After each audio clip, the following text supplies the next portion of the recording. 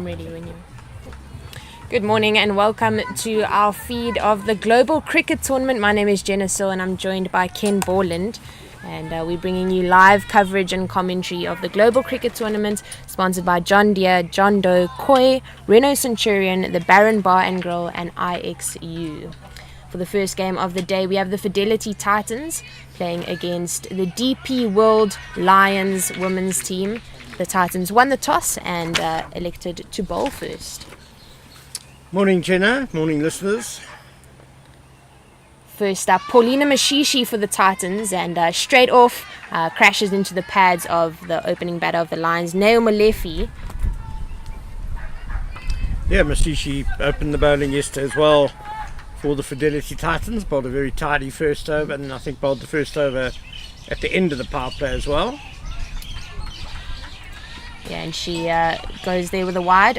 Change in keeper for the Fidelity Titans today. Akari Nishimura replacing Simone Lawrence. I think they're going one game each as they move forward in the tournament. And that's more what we expect from Mashishi. That consistent dot ball delivery. And very different weather this morning compared to yesterday morning. It's pretty overcast here in Irene. I fancy the sun is trying to burn through though, so it might clear up a bit. But yesterday we had really bright blue skies in the morning. Yeah, it was a scorcher of a day yesterday. And then unfortunately a little bit of lightning and thunder that called the game between the Fidelity Titans and the Eastern Storm. Reduced the second innings to just 8 overs, and the Titans had to chase 61, which they did successfully. Mashishi just allowing that single off the last ball of the over, second last ball of the over, just to rotate the strike and keep Neo Molefi on strike. Yeah, the Titans getting a bonus point win yesterday. The Lions lost to the Eastern Storm, so this is an important game for the DP World Lions. They'll want to get onto the winning trail as soon as possible. Yeah, you would think that they would come out hard in this game against the Titans, as Mashishi just closes off her over with another dot ball, so that will be 5 for the over, 2 from it with a wide and the single. And as we were saying that we thought the Lions would come out hard. Yesterday they opened the batting with a big hitter in the form of Robin Dormel, and today they've gone with 2 players who are better known to be strike rotators. Of course they can hit the bad ball for boundary. So they're not coming out as hard as I thought they would today. Of course Rosina Manak is opening with Neo Molefi. To start as she did yesterday in the bowling innings between the Titans and Easterns, Kaylee Tapp from the clubhouse end.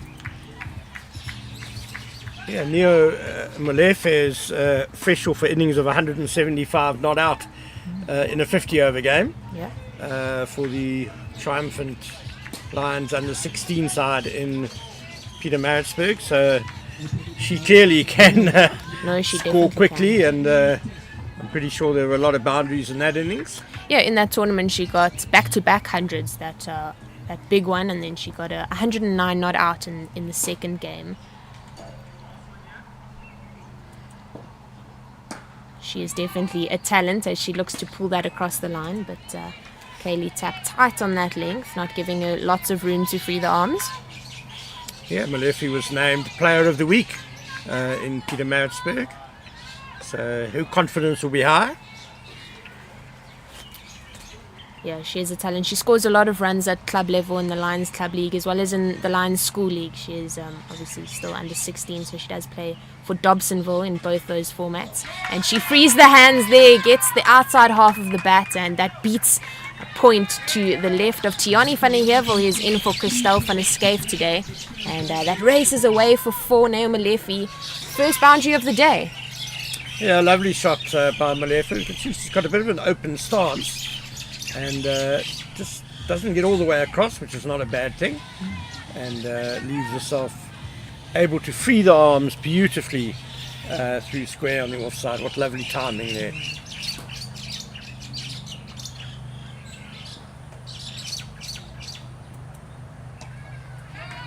Tap gives that wide line out again. And this time, Mona Lisa Lechodi, the young seam bowler for the Titans, collects that out at third man. They get through for a single just to give you a run around of the field. Third man, the only player out on the boundary.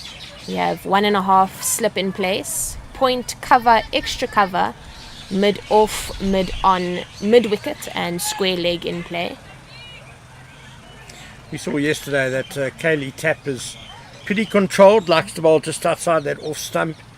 That's her line, and she's got a slip in place as well, so she'll no doubt be plugging that area again. Yeah, and she does just that. I'm enjoying that length that she's bowling on that off stump line, the first ball and of course this fourth one. It seems short, so the players want to go across the line, but then they are kind of squeezed in towards the body. Exactly, and Kaylee Tapp's quite tall, so she gets a bit of extra bounce. And you could just see that attempted pull shot from Manak. It was very cramped. She couldn't get much timing on it. Yeah, that's a really nice line and length there from Tap. And of course, Lesedi Madisha in for the Namibian International today from yesterday's game. She's fielding at mid-wicket, doing the fielding work there, preventing the run from being scored. 1 ball left in the over, just 5 from it. And the Titans choosing to keep the field set the same as it has been for all 5 previous balls. Giving that width and teasing Rosina Manak outside that off stump, but she's unable to connect, and that closes off the second over. Just 5 from Kaylee Taps, and a successful one, I think. Yeah, good start by the Fidelity Titans. 7 runs off the first 2 overs. Rosina Manak, we saw her make her senior Lions debut earlier this season, if I'm not mistaken, against Western Province. Yeah. And she hung in there for a long time. She was facing a really high quality attack. Lions were in trouble. It was a daunting situation for her. She didn't get a lot of runs, but she impressed with her tenacity and her determination to hang in there. She'll presumably feel a bit more comfortable here. Full toss, and it's played over mid-wicket, but Simone Lawrence out at cow corner collects that and allows just the one. Yeah, just a little bit on Rosina Manak in that game, her debut for the Lions team, 18 of 39, and the wickets were falling around her. She was not out, as you said, Ken, in that game. So, yeah, a little bit of confidence. She hasn't played in that Lions team since then, but I think the senior players returned from injury, and she wasn't given another opportunity. But if she consistently continues to score runs at club level, I'm sure she will be given some more game time. Full toss again from Mashishi, and it will get 1 bounce out to the youngster Simone Lawrence, and just allowing that single to get through. Yeah, the fact that Manak is playing in this tournament shows that she's still very much on the minds of the Lions selectors. Yeah, that's a better line and length there from Mashishi. 2 full tosses in the over, unlike her.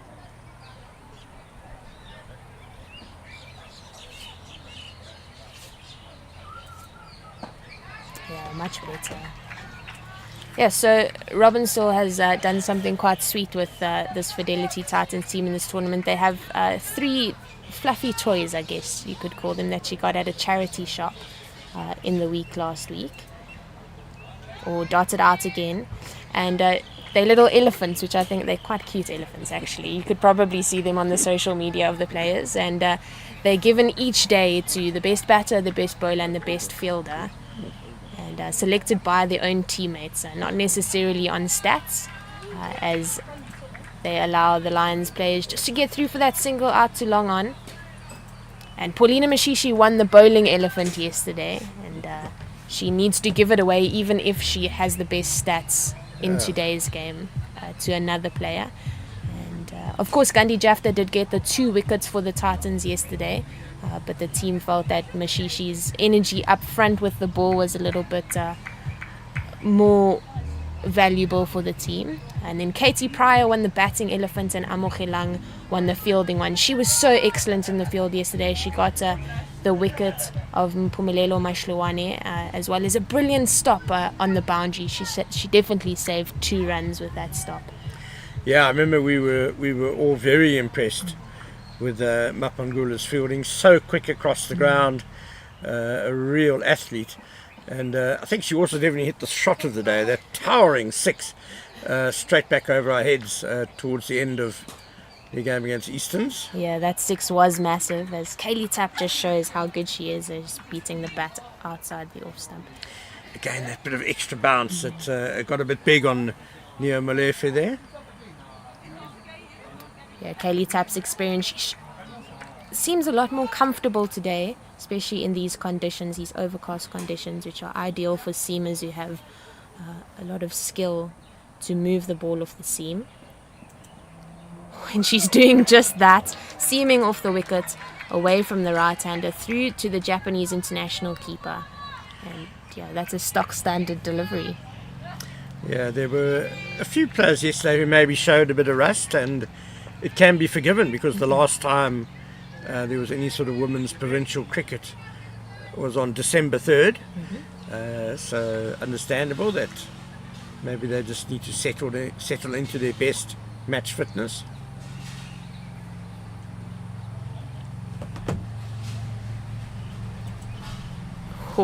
Tap beating that outside edge again. And Robin Searle at extra cover is sneaking in towards the batter there, closing the angle. And we saw quite a big gap yesterday, especially when Paulina Mashishi was bowling between extra cover and cover. But with Amogelang Mapangula at cover point today, she is quite fast, and I'm sure that gap won't seem as big today with her in that position. I'd be tempted to have a slip the way things are going. Yeah, definitely. Gully is in place as Tap beats that outside edge again. Katie Pryor, we were talking about her yesterday, 23 runs off 12 balls. She really accelerated up front, but she has really good hands, so she's definitely one of the players in this team who I definitely would trust the most in the slip cordon. Her and Robin Searle opening the batting really batted with a tremendous intent at the top of the Titans innings. And as you said it, Mr. Ken Borland, Katie Pryor moves from gully into like a second, maybe third slip, between second and third. Kaylee Tapp, 2 balls left in the over, looking for that outside edge. Unable to find it, and I think there might be a little bit of chirping going on in the middle. We don't have the stump mark with us today, and if we did, I'm sure we would be hearing a chirp or two. It's round and it's white. I'm sure that's what they would be saying to Neo Molefe. Shall I put bells on it for you? Yeah, wonderful bowling though by Kaylee Tapp. This really is some masterful away swing bowling. And a field change. Amogelang Mapangula goes out to that cover sweeper position. One ball left in the over, trying to force the batter to push into that gap on the offside. Oh, a little bit too straight. Kaylee Tapp strays from that beautiful line, and it's played across the line. Tiani van der Heevel on chase, and she collects it before it crosses the rope. 2 from the over, and a very successful over at that. And I'm sure Kaylee Tapp will be filthy with herself though for just ruining the over a little bit with that ball sliding onto the pads. It was such a good over, and they dropped the protection back on the cover sweeper just to protect the boundary. And as so often happens, onto the leg side it goes. Yeah, and I'm sure they would have wanted Neo Molefe to keep strike on the other end for the over that will be bowled by the player in for the Namibian international, Lesedi Madisha. She a youngster, part of the under 19 team, and she was part of the SA Phillies team in the under 19 week in 2023. She's got a lot of talent. She has been earmarked by Titans as one of the players who could potentially be part of a squad for the next SA Under 19 World Cup, as her age and does qualify for that. 2 fielders out on the boundary for the power play. Fine leg in the form of Gandhi Jafta. And Paulina Mashishi out at third man. Everybody else in the ring. Standard for 3. And big slash of the bat by Rosina Manak, and that beats point to the left, and that'll race away from 4, releasing pressure. Yeah, I think first ball of the match, you're bowling, you'd rather be too full than too short. But that was pretty well put away by Manak. Very full, very wide outside off stump, but she managed to get back to it and through the gap. Just opened the face really nicely, and Manak will be pleased with that. Her strike rate not too bad, 5 off 7. Too full again, but this time a lower full toss, a fumble in the field, and they come through for a quick single. Perhaps the direct hit would have been out, and no ball is called by umpire Macheke. It's all happening, and not in a good way for the Titans at the moment. Misfields, no balls, free hit coming up. They are allowed to change the field though, because Molefe is now on strike. Yeah, so cow corner goes out, so no mid wicket in play. Fine leg comes up to a short fine leg. Third man still out on the boundary. Oh, crashing into the pads of Molefe, but of course no appeal would get anything for the free hit. Wobbled around a bit, that delivery. Definitely some swing for Medisha. She'll want to repeat that. Yeah, she definitely will. Yeah, she's got a lot of talent. She's capable of doing good things with the ball, but she does have really good days and then often some poor ones. And it's airborne. Opens up the face, does Neo Molefe, and a couple of bounces to the boundary. That's another 4 for the over. Medisha not off to the best start. Yeah, just over pitching. Just can't quite bring it back a bit. You would rather she bowls fuller than shorter, but it's just a bit too full at the moment and chipped over the covers by Molefe. Yeah, wonderful shot we saw on that replay. She just opened the blade of the bat and knew exactly how hard to hit it, just to chip it over the head of the inner ring on the offside. And we're seeing senior player Kaylee Tapp, senior bowler, and I'm sure mentor to the young pace bowlers in the team. Just have a chat with Lesedi Medisha, brings third man up into the ring, cover sweeper Amogelang Mapangula goes out to the boundary.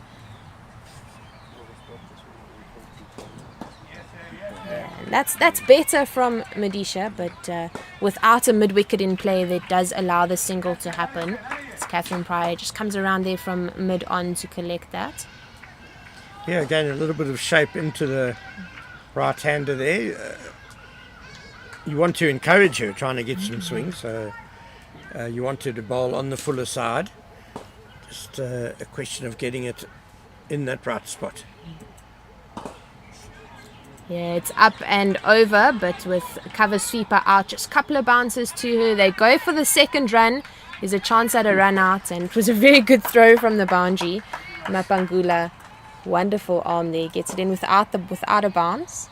Fantastic throw by Mapangula. Medisha didn't have to move an inch behind the stumps, but Molefe was quick to get back. Yeah, and good running from the Lions players out in the middle. Ran the first run hard, turned quickly, and was sure about the second.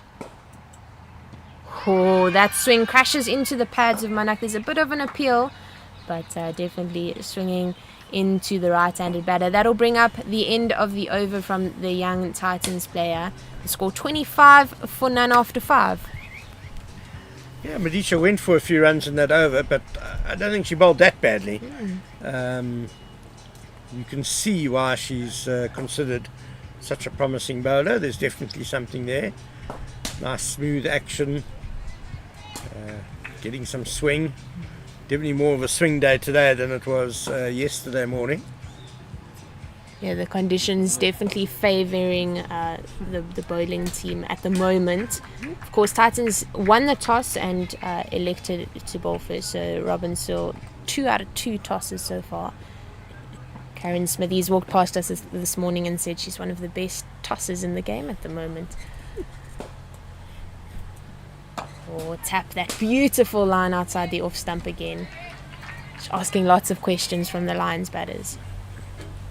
Yeah, it's going to be a great privilege for us after the first 10 overs to have former England World Cup winning captain Karen Smithies on air with us commentating, and no doubt you'll be getting a few more tastes of her wonderful sense of humour, but obviously also her great knowledge of the game. Came to South Africa a few years after winning the World Cup with England as captain, and has been a great contributor to women's cricket in South Africa. Goes on the big drive, and that's a wonderful cricket shot. It was in the air for a little while, but perfectly placed in the gap. And Robin Searle will be disappointed that she was so tight in. I think had she been a little bit further back on the inner ring, there would have been a chance for a wicket, for a catch. They had extra cover, but brilliantly played by Neo Molefe. Yeah, she's timing it sweetly, certainly. She just kind of chipped that over the covers, but it raced away. And Robin Searle has pushed herself back onto that ring at extra cover. Kaylee Tapp looking to beat that outside edge. Makes contact with it, but Mona Lisa Lechodi out at third man collects it for one. Another good throw from the boundary without the bounce into the keeper. Some good strong arms in this Titans team. And last over of the power play, this is turning into a very good start for the Lions. They've played and missed a lot. The first couple of overs, the bowlers held sway, but it just shows the patience. Hang in there and get yourself in, and the tide will turn. Yeah, they didn't have to do anything crazy as Rezina Manak goes over mid-wicket. Mashishi on chase and she collects it. But again, good running from the Lions team, and good intent shown by Rezina Manak. Yeah, she opened that front leg. She identified the length that she could get under it and gave it a big wallop. Yeah, she's not the strongest or biggest hitter of the ball in the game, but she definitely gave it a good shot there.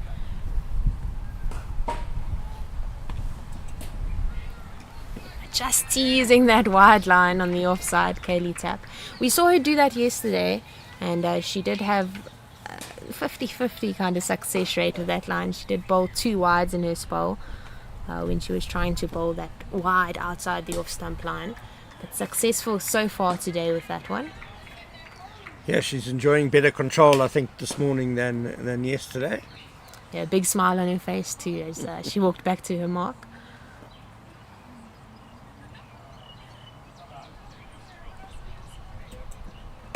Yeah, playing with that line again, but little to no bounce there. And the pitch is looking a little bit too paced, isn't it?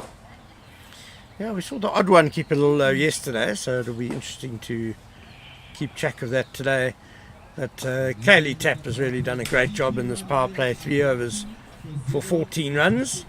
I imagine she'll keep one in the bank maybe for a little later. Yeah, potentially, for sure. And with the extra bowler in today, Tiani van der Heevel, she has bowled at senior level. Mona Lisa Lechodi still has all 4 her overs. We saw her bowl yesterday, and she almost picked up a wicket. Kaylee Tapp dropped Alicia Rudolph out at long on early on in Lechodi's second or first over yesterday.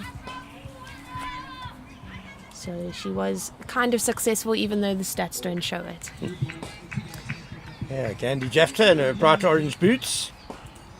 Scourge of umpires all around the league. Yeah, she's joined top of the leading wicket takers with 4 other people, with 2 wickets to her name in her 3 overs in yesterday's game. She dots the first one out. She gets a bit more spin than Paulina Mashishi does. You see both bowling off spin, both turning the ball in towards the right-handed batter. Mashishi's consistency there, I think, it gives her a bit of an up. Yeah, that's good from Gandhi Jafta. With soft hands, there's a chance at a run out, but Kaylee Tapp choosing to go on the overarm there. I think maybe the underarm throw would have been slightly more successful, but very good running there by the Lions. Yeah, tap and go, good understanding between the 2 batters. Manak was straight out of the blocks.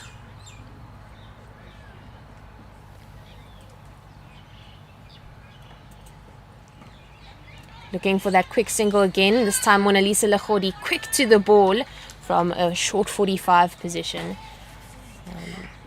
Yeah, that was a decent piece of fielding. You get the feeling that Paulina Mashishi, who bowled previously from the den, relies a bit more on flight, whereas Gandhi Jafta, you can see she's trying to get something out of the pitch. She's trying to get purchase there. Crashes into the pad, asking the umpire, but umpire Macheke having none of it. Gandhi Jafta's down on the knee, imploring Vinolia Macheke. I think it was missing off stump. Let's look at the replay. Outside the line, I think. Yeah, outside the line. Yeah, she definitely asked the question a couple of times. Quite disappointed that the decision was not out. Crashing into the pads again. And again, Vinolia Macheke shaking the head.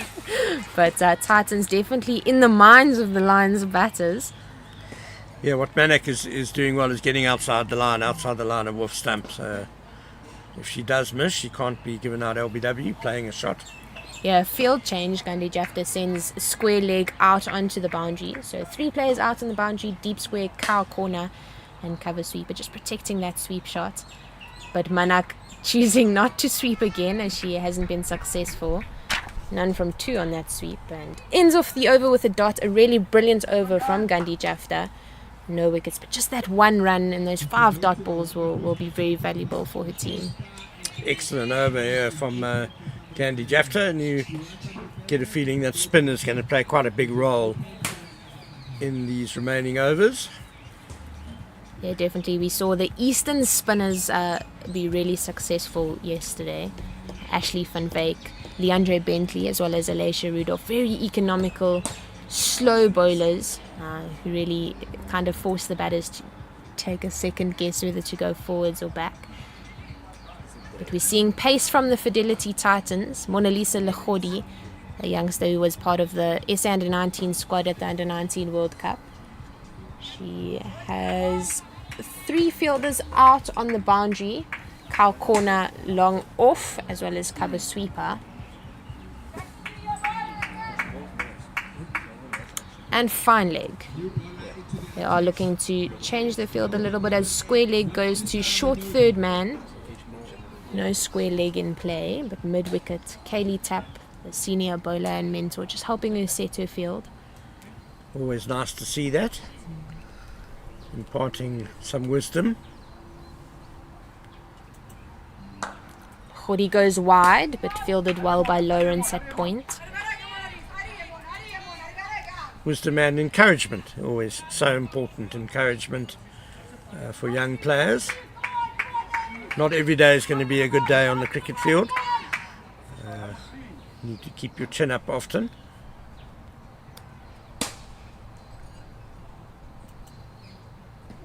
Oh, beating that outside edge. I feel like she's going too short and too wide.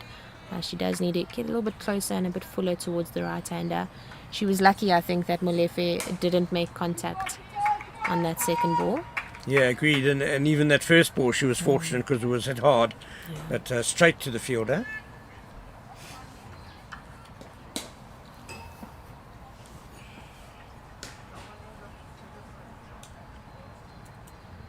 Yeah, that's better from Lechodi, but beating the skipper at extra cover, they'll just get 1 as the lightning fast boots of Amacholang Mapangula collect that just for that single.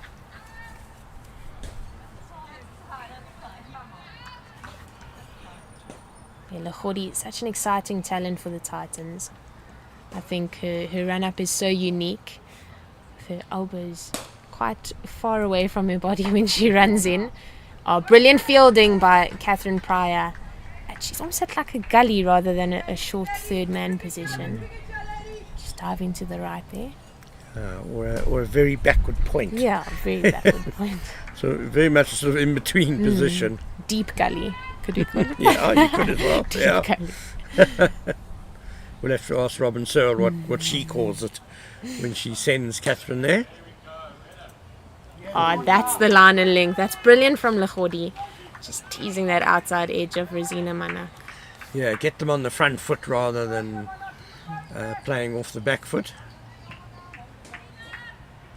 Yeah, we've seen the Fidelity Titans Pacers nice and successful from this end. Kaylee Tapp asking a lot of questions outside the off stump, and Lechodi doing the same now. Using the newish ball to the most that they can. Crashes into the pad. There's a bit of an appeal from point, but Lechodi didn't even turn back on the appeal there. And that'll bring up the end of the over. A very good one from the youngster from the Fidelity Titans. Probably shaping down leg a bit. The wind is blowing as Lechodi was bowling there. It was blowing from left to right, so towards the leg side. Yeah, sometimes as a batter, I don't always think about the wind, but certainly as a bowler you do. Yeah, and with T20 becoming bigger and bigger, batters thinking about the wind is becoming a big thing as well. Not trying to hit too long boundaries into the wind, that sort of thing. Hitting with the wind, and just another thing captains have to think about as well in their field placings and bowling changes. Yeah, it definitely does add an extra dimension into the game. Deep square, cow corner, cover sweeper, Gandhi Jafta. Hits hard. Cow corner will have to work hard, but she's unable to cut it off. That was a very good cricket shot by Molefe. She just pulled it across the line and found the gap perfectly. Fantastic strike. She really has such power and placement. I mean, it's really just a short arm little flick, as you see there. Yeah. But that came off the bat with a wonderful crack and raced to the fence. Yeah, there was water that came on before this over, and I'm sure that the message from the side from the coaching panel was to accelerate a little bit as they go closer to the middle of the innings. She goes again this time. There's a chance for a catch, but drops short of cow corner. A dive and, well recovered by Paulina Mashishi as Mapangula missed it completely. But very good backing up by the Titans. Yeah, I think the ball maybe spun a bit off the turf there, and Mashishi supporting her colleague very well there. Good for her for backing up Mapulang, even though she is such a good fielder. Yeah, that's a better ball. That off-stump line will, I think, be more successful. As we've seen, Molefe be so good across the line when it's pitching on middle and turning to leg stump. But if she can get it outside that off-stump line, she'll force that to happen. And that's a better successful catch there that Kaylee Tapp was able to take at extra cover. She dropped one yesterday, but making no mistake today, and the first wicket of the day, getting it on that off stump line, forcing the drive on the up from Molefe, and that's brilliant from the Fidelity Titans. Yeah, very sharp catch by Kaylee Tapp at the shortish cover, much harder than the one she put down yesterday. That was good reflexes, moved sharply to her right. And the Lions lose their first wicket, and I think you mentioned accelerating a bit, and rightly so, because the overs are ticking by, and even though it was a good opening stand, it hasn't really accelerated. They haven't really boosted the run rate as much as they would have liked, and as soon as Molefe has tried to up the tempo, she's out. So it's almost like a double blow for the Lions.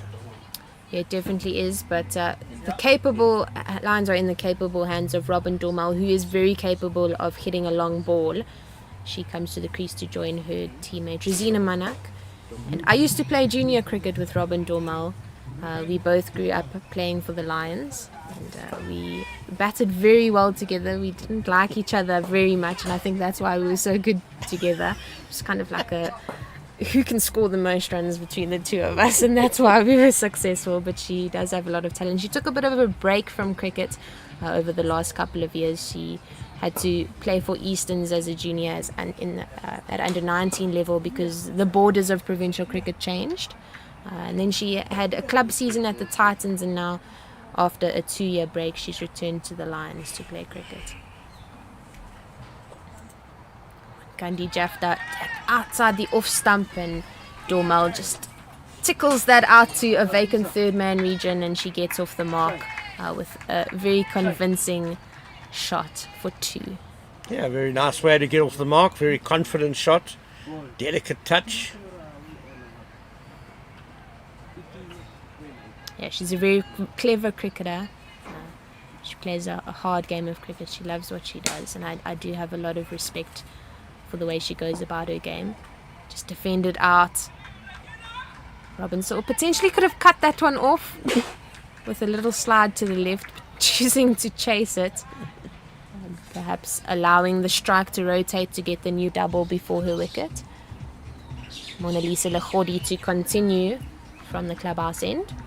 So the Lions' run rate has dropped to below 5 and over now, whereas through much of the power play they were over 5.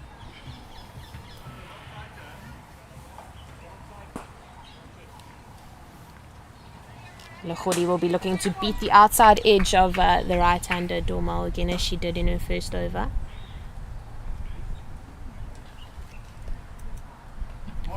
Squeezing her up, crashing into the pads, and that'll be the end of Robin Dormal. Mona Lisa Lechodi with a breakthrough there, and unfortunately Robin Dormal unable to put any runs more than 3 on the scoreboard.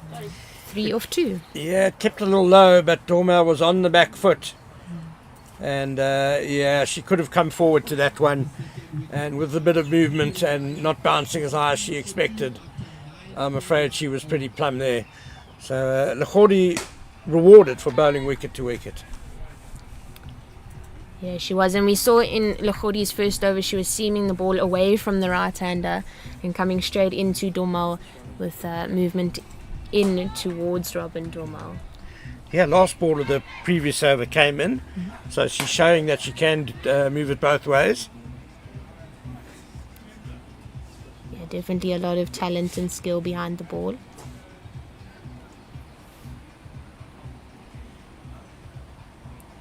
Gandhi Jafta and Mona Lisa Lechodi just holding hands, showing how much love they have for each other in the team.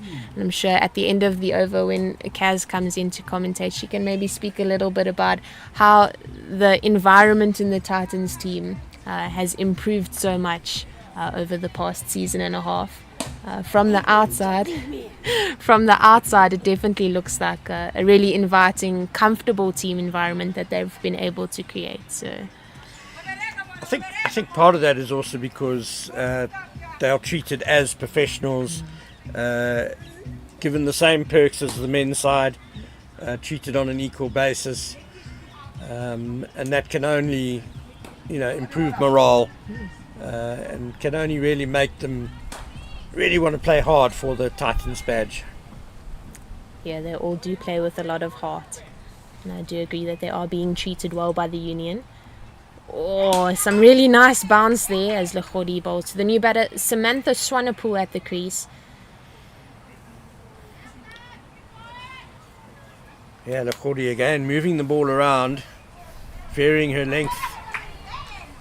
That time a bit shorter.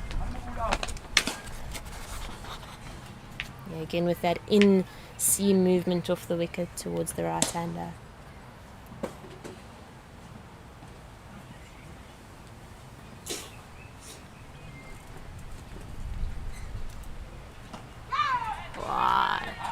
There is a fielder out at deep mid-wicket, and Modisha doing really hard work out on the boundary there. She had to cover a lot of ground, but the youngster collects the ball and only allows the Lions to go through for 2. It was a really good piece of fielding. Nicely struck by Swanepoel, good timing. Yeah, she found the gap nicely with no square leg in play. Just that deep mid-wicket as well as mid-wicket. Kaylee Tuck in the ring, and then a short 45, Tiani van der Heevel behind square on the leg side. She found the gap nicely. Oh, brilliant bounce there, and in-seam movement from Lechodi, and that's really good from the youngster. Excellent comeback by Lechodi. All through into the 10th over now, but all through this innings, there really haven't been that many deliveries down the leg side and so it's allowed the Titans to set a strong offside field, and the bowlers are bowling to it, and that's why the run rate is quite a lot below 5 to the over at the moment. Yeah, they're definitely bowling to their fields as there's a lofted cover drive, but a good piece of fielding by Jafta out in the deep, but the Lions are able to come through for 2, and it's definitely saving 2 runs there on the boundary, Gandhi Jafta. Yeah, the fielding has been pretty good as well, the ground fielding, good athletes quick across the field, some good arms we've seen as well. Yeah, and that was actually a really nice shot by Samantha Swanepoel, identifying where the space was on the field and choosing to go over cover, which is not an easy shot to play. Goes towards the leg side, and a well-placed fielder backward of square. Van der Hevel collects that and gets it in, and that'll be the end of our commentary stint. Thank you, Ken Borland, and we will be replaced by Emma Fenter and Corin Smithies.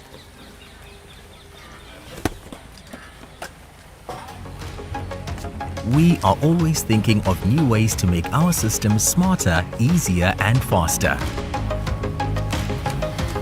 And while we drive innovation, we still believe in the value of face-to-face. Thank you very much, Jenna and Ken. Meeting you around your day. Emma, good morning.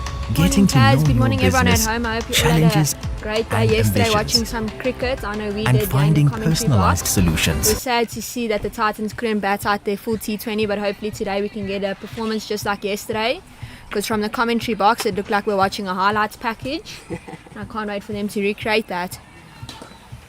Yeah, it's a nice tidy start really from the Titans this morning.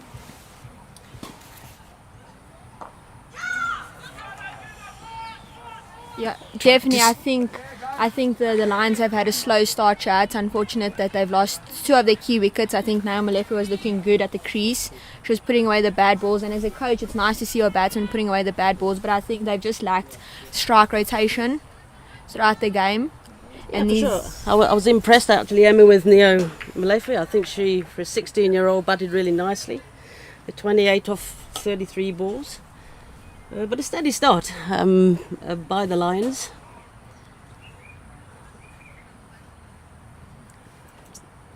Nicely bowled by Gandhi Jafta again. She's currently into her 3rd over. I think these next 10 overs will definitely determine whether or not the Lions lose or win. But I'm hoping they can pick up the pace because it's nice to watch a bit of action cricket. Gandhi Jafta again. It's nicely tittled away down to the 3rd man vacant area by Samantha Swanepoel. Samantha Swanepoel coming in today at number 4. Yesterday she came in at number 8, so she's been elevated up the order. I think it's a smart change by the Lions manager and coach, because I bat with Sam at club cricket and she's a very good strike rotator and she's a clever batsman. Looks like she can hit a ball, Emma. That is true. Again, nicely bowled by Gandhi Jafta, not giving much away. But you know, with 9 overs to go, they've got to start looking to up the run rate from here on in. Currently going around 5 and over, just the 2 wickets down. No, definitely. The Lions, in my opinion, they had quite a good power play. It was sad to see Naya go because I think if she still stayed in, it would have been a completely different score. Maybe sitting at around 70 now.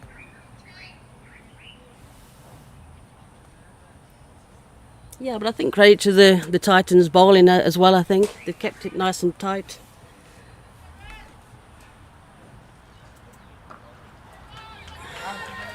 Pulled away there on the leg side. Chased down there by Mona Lisa in the field and managed to keep it to 2. It's the end of the 11th over and the Lions are 51 for 2. No, the Titans have definitely bowled well. I would like to see a bit more pace because it is a bit overcast here at Irene Country Club.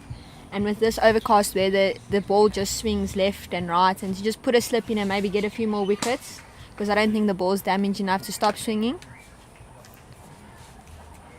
Yeah, I just had a chat with the Titans coach, Byron Fraser, and his message to the Titans out there was anything below 5 and over he's happy with.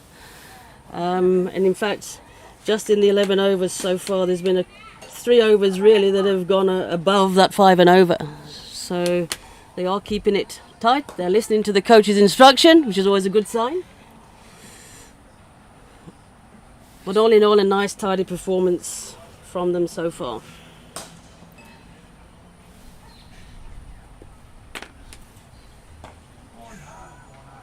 Mona Lisa Lagodi coming into a 3rd over.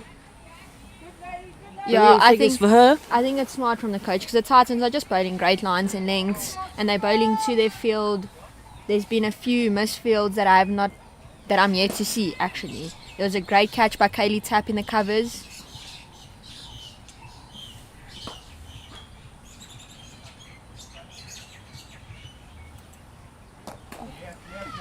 Tried to up the unrate, but unfortunately couldn't get hold of it, and it just neatly lobbed up to Robin Searle there, coming in to take the catch.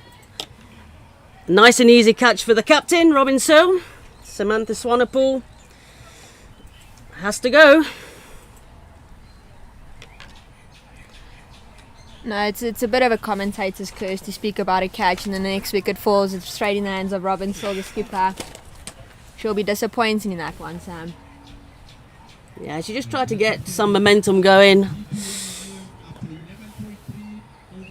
and only managed to score the 5 runs.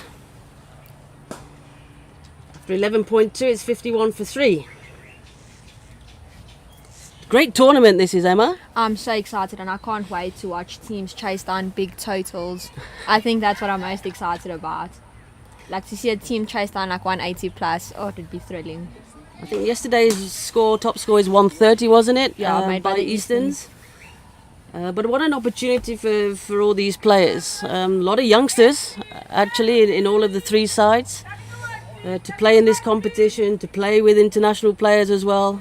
And that's the chat me and Jenna had yesterday, to step onto a field with international players. Like, it's a different type of experience that not many players get to experience, and to come out here and speak to them and have that mentorship role and to just chat to them about like what their lives consist of, it's something that these players will go home smiling about. And they're catching their dreams, Emma. Yep. Now, but it's a wonderful initiative by Titans Cricket, Dr. Jacques Fall. Hope it just goes from strength to strength from here on in. I think the Eastern Storm are gonna bring out the big guns today, because with Elisha Rudolph batting, she's so fun to watch. She just does, bad balls get punished, and it's so good to watch. But I can't wait for the Titans ladies to bat. Robin Searle and Katie Pry put on a show yesterday. They really did. Looked in good touch. Mona Lisa Lagodi still going through her work, keeping it nice and tight. The new batsman at the crease, Latabo Betty, I played club cricket with her and provincial cricket, and she's also an aggressive batsman. She likes to keep the clock ticking, but I think with the Titans, great lines and lengths, it's not looking too good right now. Another youngster, just 17 years of age.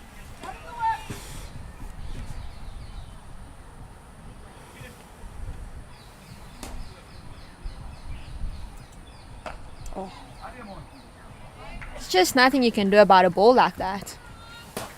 No, absolutely. Little glimpse there of looking probably to rotate the strike, but the field was in tight, was aware of that. And I said before, I think that's what the Lions are lacking right about now, is just strike rotation. Because then it gets to the point where you look at it and you're like, we have 4 overs left and we've made no runs, now we need to hit big. And then that's how you lose wickets.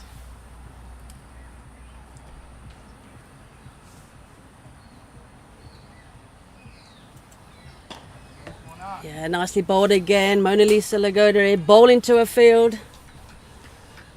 Great over from her, just one from it.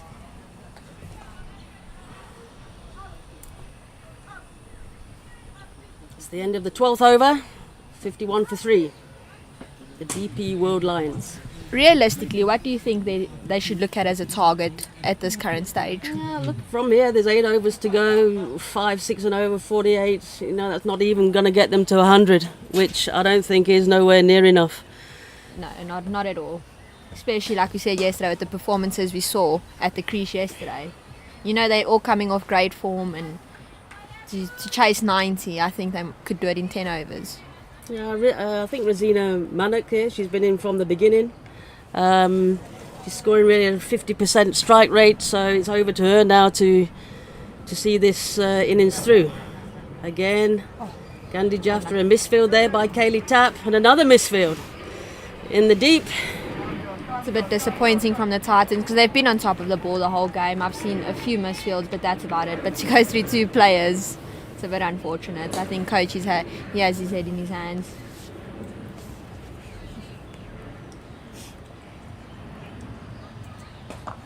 Nicely swept there by Rosina Manek. Looking to push for two, but Rosina Manek not interested in that. It was a good shot from her. Yeah, good contact.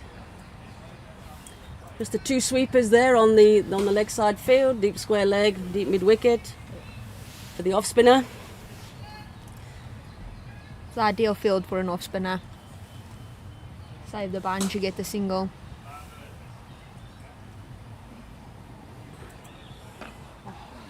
A little too short there from Gandhi Jafta, but the new batsman, Litaba Bidi, didn't really get hold of it, but just managed to get it through for a single. Paulina Mashishi there, coming in on the square leg boundary. At least now for this over, the Lions are trying to get the run rate back up. Bit of a false start there from Gandhi Jafta. Yeah, 4 runs off the first 3 balls. I guess it's a good start to the over. You've just got to look for that one boundary and over, I think, from here on in. I think if they can try and get the score just over 110, I think they might have a chance. But then they'll have to take wickets early up front. Then they'd also have to bowl like how the Titans have been bowling. They can't give away freebies the whole game. Third time lucky for Gandhi Jafta. Neatly pushed away. That's very close, and it's a run out. Great Direct throw. it there from Katie Pryor. She made amends for that early mistake in the over, but this time picked it up cleanly, direct it, and Rosina Manek has to go. She's run out.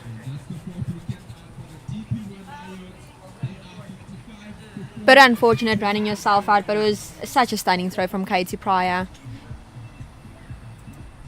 Yeah, she was looking to up the ante a little bit. We've just been saying that it's over to her, really. She's been in the all innings, and really now she must take the innings through, but unfortunately not to be.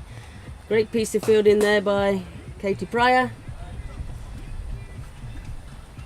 She's gone for 16 runs. Also great bowling from the Titans, because now we can see that the Lions are crumbling under pressure. They know they've dotted it up a few times. Now they're trying to get the runs back up again, and it just creates more chances for the Titans, and they're not going to miss out on those chances.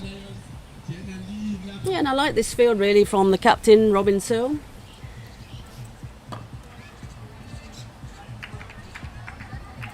Kaylee Tapp there, but she's got a tightish ring, I guess. Well, just 3 in that ring on the offside. Yeah, Robin, I don't think she wants to give away runs. She wants to stop them. That's a really nice shot there by Bidley. Sorry.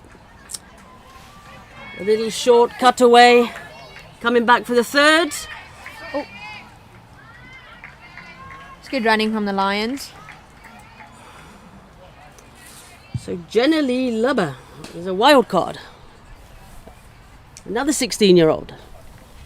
Yeah. Between Lions and Easterns, I think they're very young teams.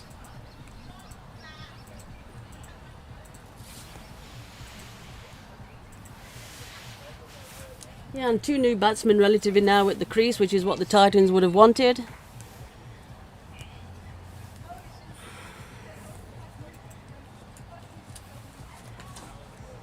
A great spell there by Gandhi Jafta.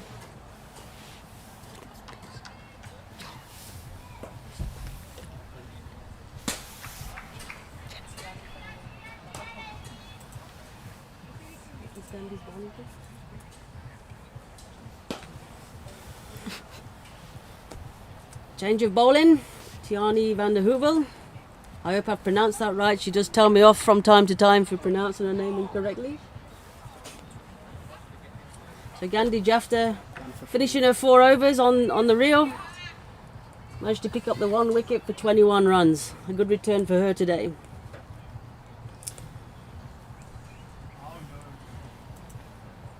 Oh. Again on the mark. On the mark. First ball for Tiani. Managed to get an edge. Gone through that vacant slip area. Coming back for the third. Maybe a case there for the captain to put somebody in there first up. A new batsman at the crease. Opportunity just to have a look. That third man also is really in the circle, is not deep, so that's quite a...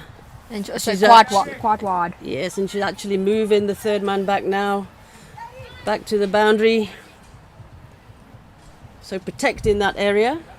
I think the bit of the rain that we had yesterday made the outfield a tad slow. Because I think in yesterday's case that might have been a 4. But they still got 3 from it.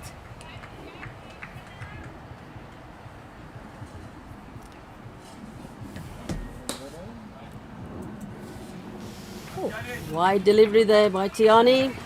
Quarter wide. I think that's the first wide we've seen today. Yeah, very disciplined display by the Titans bowling attack.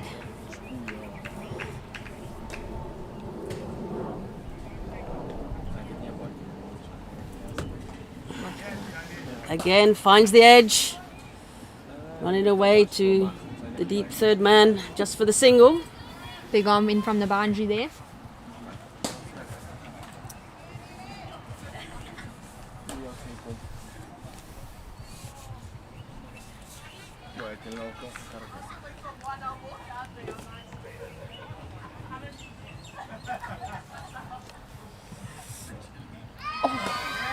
Angling down the leg side there. Slight appeal, but was never going to get that. Got an appeal from square leg. You can see all the angles from there. Could have been out from the square leg area. Jenna, our fellow commentators, just passed me a bit of info that there actually been 5 extras today, Emma. Oh. 3 no balls and 2 wides. It's a great shot there.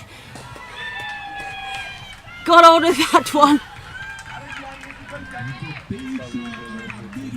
It's for the first maximum Of the day. was it of the day. That was a cracker shot. That came right out the middle of the bat. She picked the length up and the line up perfectly. Straight over Carl Corner's head. What more could you That's want? a great hit there. Really great hit. It's what's needed by the DP World Lions. This is much better batting from them. We can see that they're trying to pick up the intensity, trying to rotate strike. Maybe 110 is looking good for them right about now. Yeah, they're certainly looking to get over that 100 mark. This time, it's wide on the offside. I think there was a bit of a nick there and let down by the keeper. I could be mistaken. We unfortunately don't have the stump mark up. But by the reactions on the field, I think there might have been a slight faint edge. Yes, Akari Ishimura, the international from Japan, behind the stumps. Yeah, Much better line and length there from Tiani van der Heuvel. But Akari was in the field yesterday. She was not too comfortable in the field, but today she's back behind the stumps where she wants to be. It's the end of the 14th over. The DP World Lions are 69 for 4. yeah, it's a bit unfortunate to get hit for a 6 and just get let down by your team the right ball after.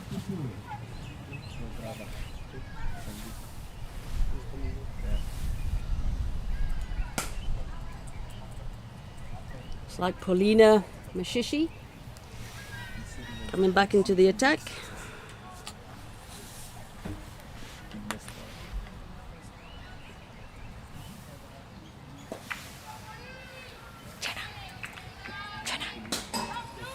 Paulina has actually been a revelation, I feel, for the Titans so far this season. She's actually picked up 15 wickets in the 50 over version of the game, but seems to come on and lucky there to get an edge again down to that Lions are pushing for 2. third man area and an Safe. easy 2. But Mashishi seems to come on and gets the knack of, she keeps it tight for one, a good economy rate, but also Seems to pick up the wickets. She hasn't got one today. It would be nice to see her get one.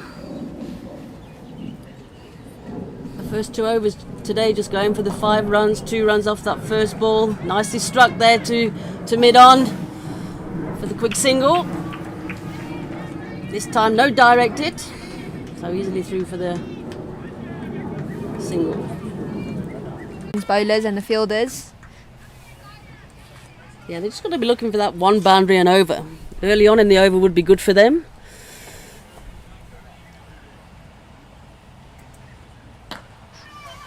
Short ball picked up, pulled away to the deep mid-wicket boundary just for the single. Just But I dropped guess short from here you're looking at 7 and 8 and over, 5 overs, 40 runs, so maybe potentially they could get up to that 115, 120 mark. I think if they can get to 120, they can walk off this field with their heads held high. Because at the start, 90 was looking like a bit of a reach. Again, short, drifted down the leg side, beautifully pulled away for a boundary, 4 runs. That was beautifully picked up by Jenna Libba. She saw it early on. She's got in her correct stance and she pumped it over front leg. Great stuff. Tiani van der Heuvel missing a line here. Drifting down that leg side. Robin Sills just come and had a bit of a chat with her.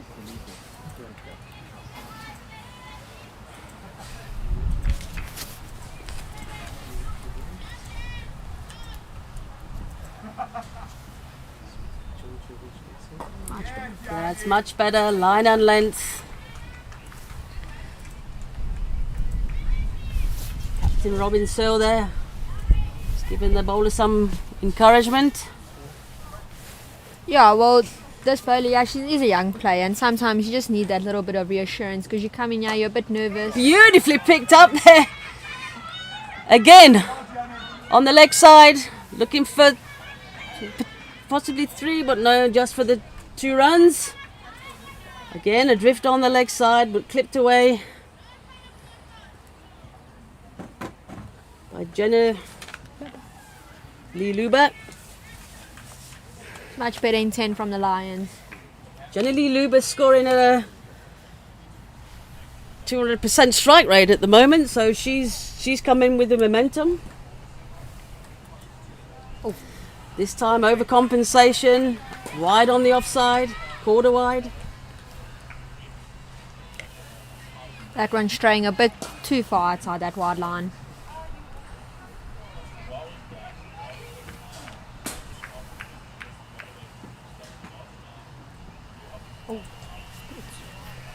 Again, similar kind of area, looking to get away with that one.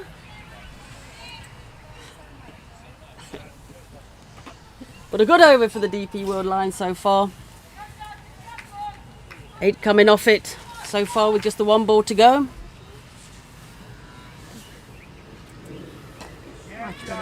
Tucked away again on the leg side for a single to finish a good over there for the DP World Lions. Ended on a high there. Got a single off of it. The boundary. Great over from the Lions. Yeah, 9 runs from it. 4 overs to go. If they maintain that, then they'll get up to that 120 mark, which I think they may be happy with, considering that, you know, the start and how the innings has progressed. Yeah, like I said, at one stage they were looking at hitting 90 to get another extra 30 runs. I think they'd be more than happy. And generally, Libba's come in and she's just brought the intent. Letabo Bidley still trying to rotate strike. I think it's a good matchup down at the crease.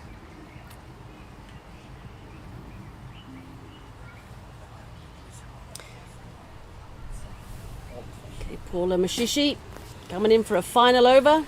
Not picked up a wicket to date as yet, but going on more or less along that 5 runs per over is an economy rate. Short, wide, missed out. It's a great ball. I think it was just that one ball that she just left a bit high and gave the maximum from it. Otherwise she'd be sitting at a great economy right now. Again, tighter line there. Unable to get the ball away. 2 dot balls.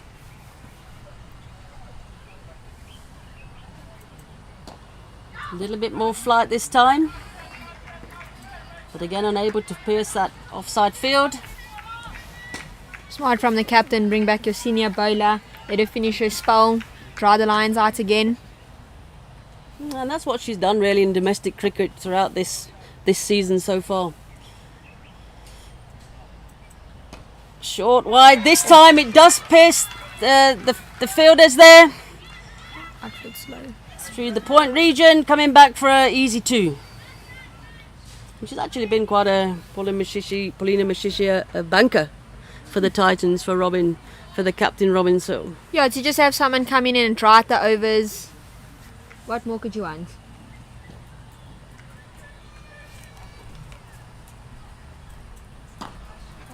this time short, pulled away to deep mid on. Just the 3 runs off the over so far, 1 ball to go.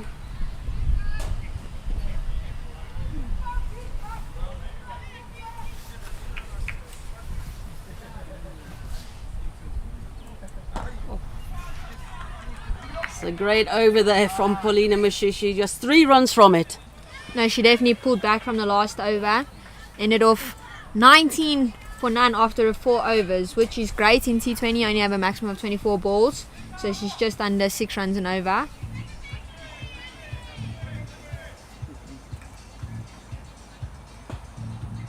It's a good partnership between these 2 youngsters. One of them scoring really around 100% strike rate. The other one a little bit more than that. I think this is what the Lions have needed from the start. It's just that urgency, wasn't it, at the beginning? I think after they lost the wicket of Naya, they dried out a bit, and then to see Robin Dormal go was sad, because like we know Robin, she can bat, she can hit a long ball, and I think she's a key player for the Lions. Kaylee Tapp coming back into the attack. First 4 overs actually they were 0 for 12. So they had a relative slow start, then picked it up the last 2 overs for the power play. Power play 32 for no wicket after the 6 overs. So a nice and steady start.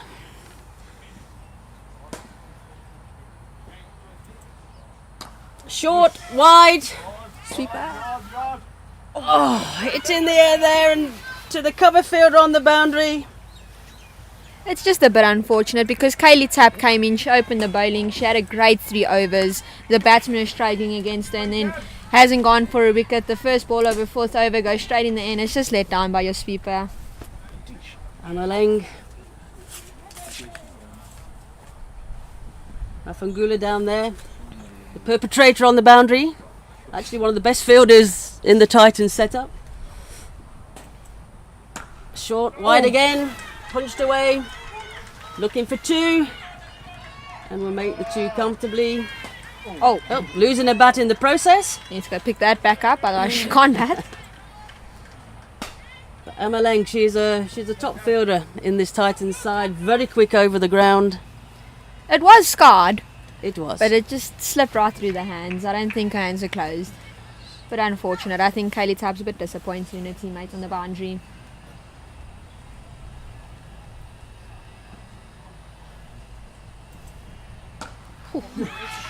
Pulled away beautifully for another maximum. Also another drop. A Drop in by the 12th man there. That's why she's 12th man for the day. Little bit inconsistent in length here from the Titans bowlers at the back end of this innings. Short, wide, short down the leg side, easily dealt with. Another maximum. It's great batting from Jenna Lilaba. Entertaining her teammates on the side. Coach is smiling from ear to ear.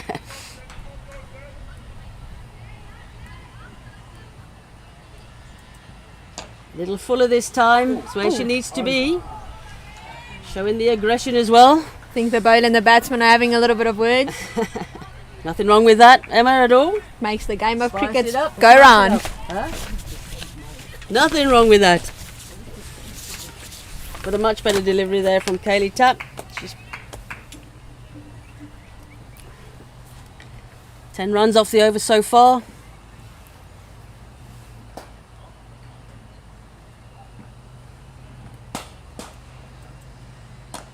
Oh, straight to delivery, in the air, punched in the air, down the ground. Okay, Gandhi Jafta coming in, but unable to get to it, but just through for a single.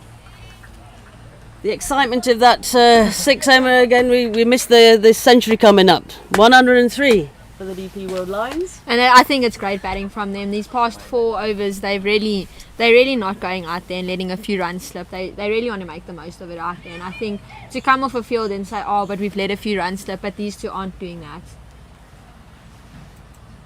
Oh. Innovation there, trying to lap it over the keeper. Our international Get hold of keeper it, behind the finished off with a stumps. dot ball. International keeper finishing behind the stumps, not letting that one slip through. Would have been a good over for Kaylee Tapp if it wasn't for that 6. Yeah, 11 coming from it. A little bit of inconsistency there in the length. Yeah, I think this morning with the overcast weather, the swing, it helped her a lot because you could see the batsmen are struggling, but now I think the ball, with all the 6s and 4s we've been seeing, I think the ball's slightly scruffed up. This is a nice test for Lesidi Madisha to come back into the attack. Yeah, she just went for 13 after her first over. Which isn't what she wants in T20 cricket. Another talented prospect for the Titans. She's just made the SA under-19 schools team. Starts with a full toss. Hit down the ground. Well fielded there. Katie Ann with Simone Lawrence. Just for the single. Just dropping short of the field, unfortunately.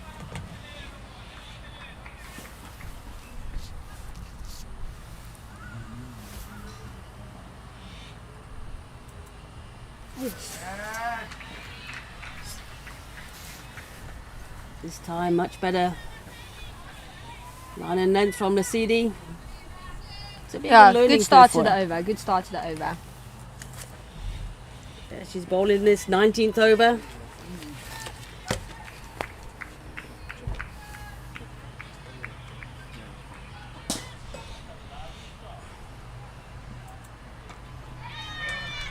Nicely played there through the offside just for a single.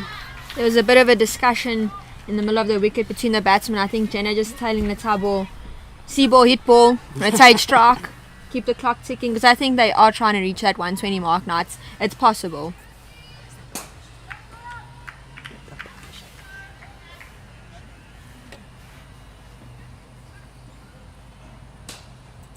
Really nicely bowled there from the youngster Lesidi Madisha. Jenna Lubber's going to do that and play it into the hands of the keeper. Let's hope she doesn't, because it's entertaining to watch her bat today. Yeah, she's eyeing up this vacant third man area, isn't she? It's smart batting from them. You see, it's wide open. Wide open, yeah. The closest field is fine leg and point. And Madisha is not a slow bowler, so I think bat on board might roll to the boundary. This time a little bit straighter, angled down on the leg side. A misfield there by Mona Lisa. Backed up by Amalang Mafangulu. The Lions in the outfield, just keeping it down to 2 runs.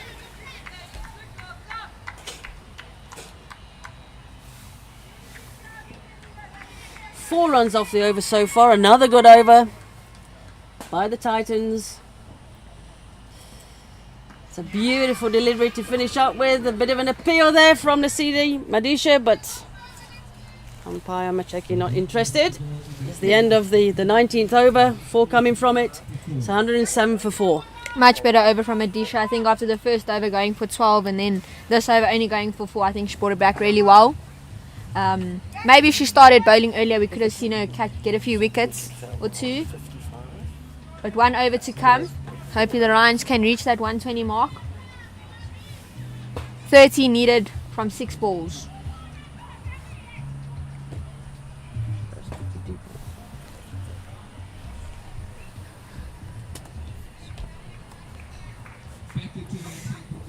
Final over of the innings. You don't want to look at stats like that and have that person bowled in the last over. Yeah, given to Mona Lisa Lahodi. Great return there. 3 overs, 2 wickets for 5 runs.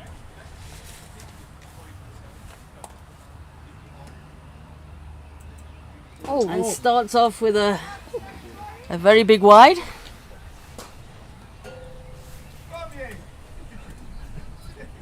Generally Luba and Latalo Beadley, they came together at the score on 55, so they've put on 52 runs in this partnership in 7.7 overs so far, so it's a really good return from them. Great partnership from the Lions. I think they needed something like this from the start. Oh, fetch. Wide, managed to get the toe end of the bat, and unfortunately couldn't find the gap. I think it would have been a No smarter run. choice for Latabo Betty to leave that one. Let it be a wide, get the extra run. You don't have to do anything. No, for sure. Stretched out for it, got up the toe under the bat. Unfortunately went straight to the fielder.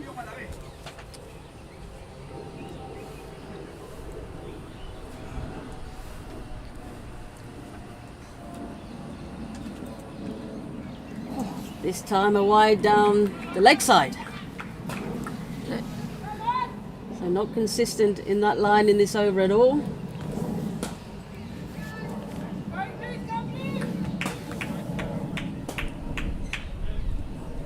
Yeah, it's just a bit inconsistent. Wide's down the offside, down the leg side.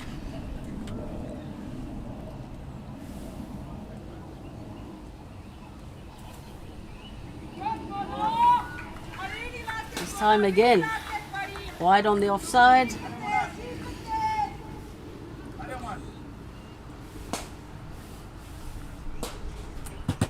Again, possibly lucky to get away with that one. Batsman was not too happy on the wide not given.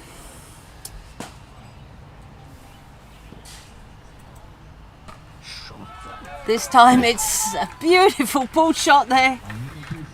Neatly struck for 4 runs. That was crunched. She stepped across and just threw the kitchen sink at it. That came right out the middle of the bat.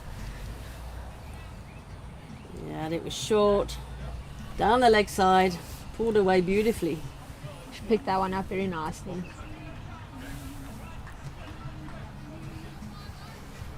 Three balls to go. I think the Lions will look for another 7 runs.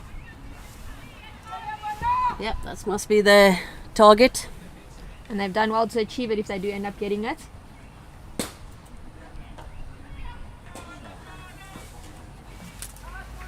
Just for the single on the offside. 7 runs from the over so far with those 2 wides. Become their longish over, still 2 balls to go. Can they make that 120, Emma? I think they can. And I'm hoping they can after the performance these two put on. I think it would be a nice achievement because they really did come in and pick up the works. Short, down the leg side again.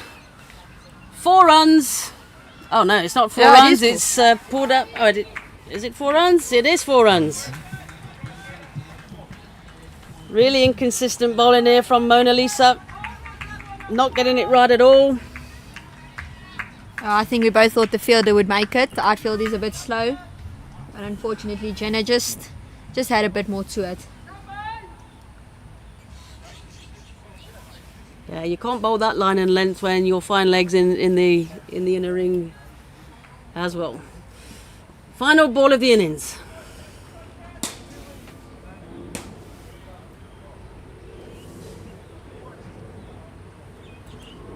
Oh. On the offside this time, but it's a dot ball more importantly for the Titans. The DP World Lions finishing on 118 for 4 wickets after their 20 over allocation. A really good comeback, I think, from the DP World Lions. They were in a little bit of trouble at 55 for 4 in the 13th over, but this partnership between Janali Luba and Latabo Beadley really brought them back into the game. I think both teams can be proud. The Titans started off very well and they still finished well. 120 is a decent score to chase, and I think it's doable. Definitely is doable, the Titans ladies, but I think the Lions can walk with their heads held high because, like you said, after 54 for 4, was it? Yes. And then to end on 118 for 5. Yeah. Great score. I think the vice captain will be pleased with herself, and her and her partner Latabo Betty can now go and hopefully bring it back in the next innings. for sure. Titans walking off there. Happy-ish with their work. I think, you know, the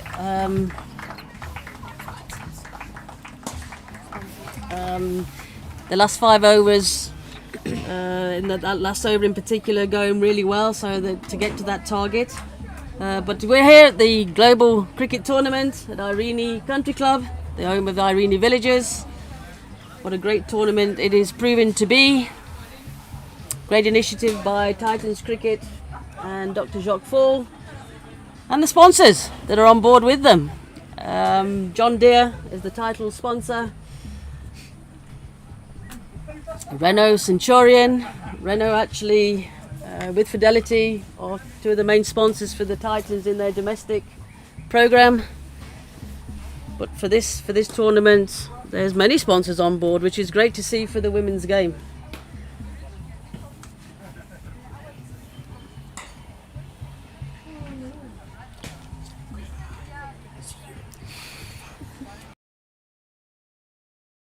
Lions innings 118. 119 is the target for the Titans. Will resume in 20 minutes time.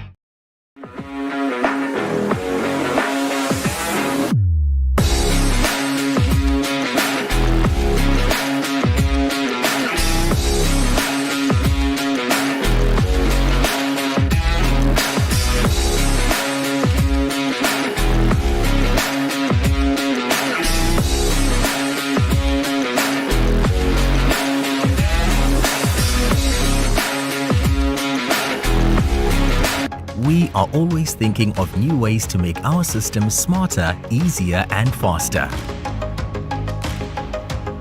And while we drive innovation, we still believe in the value of face-to-face, getting to know your business, challenges and ambitions, and finding personalized solutions. John Deere Financial provides personalized financial solutions so life can leap forward every season.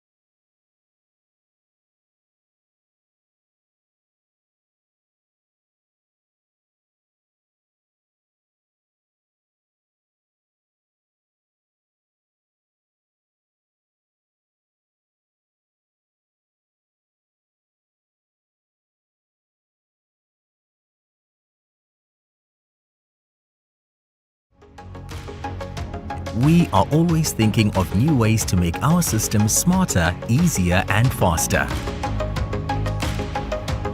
And while we drive innovation, we still believe in the value of face-to-face. Meeting you around your table. Getting to know your business, challenges and ambitions. And finding personalized solutions. John Deere Financial provides personalized financial solutions so life can leap forward every season.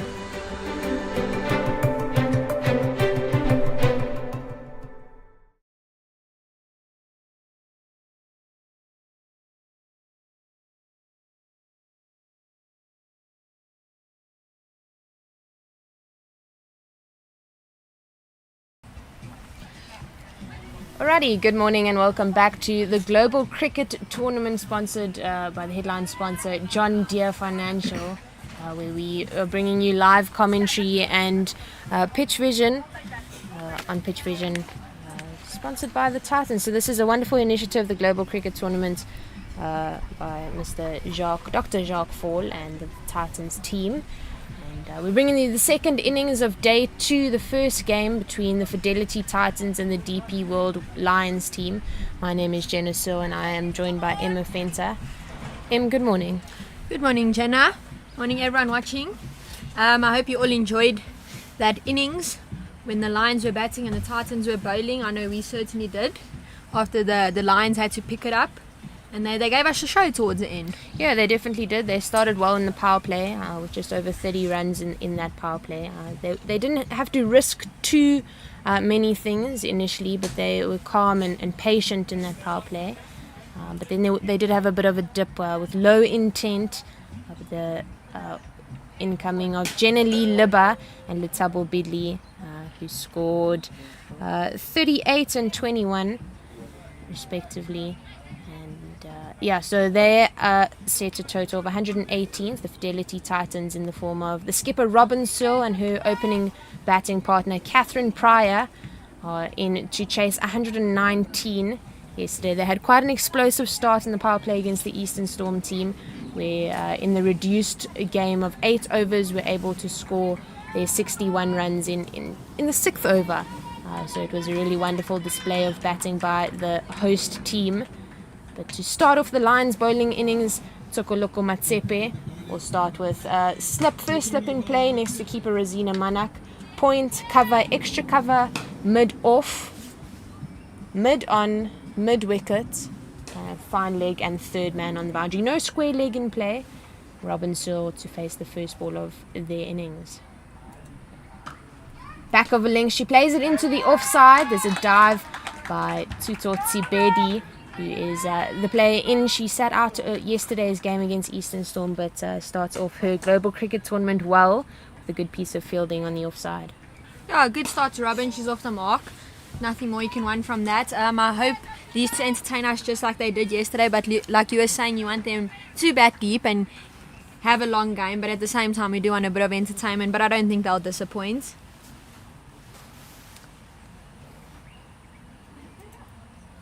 Matsepe holding that beautiful length outside the off stump, and we saw Kaylee Tapp so successful on a similar line and length in the first innings.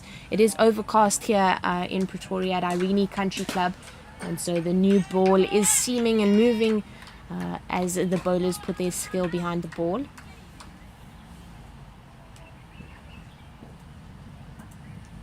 Into the wicket, and it's crunched away by Catherine Pryor, played off the back foot. There's a big chase in the field.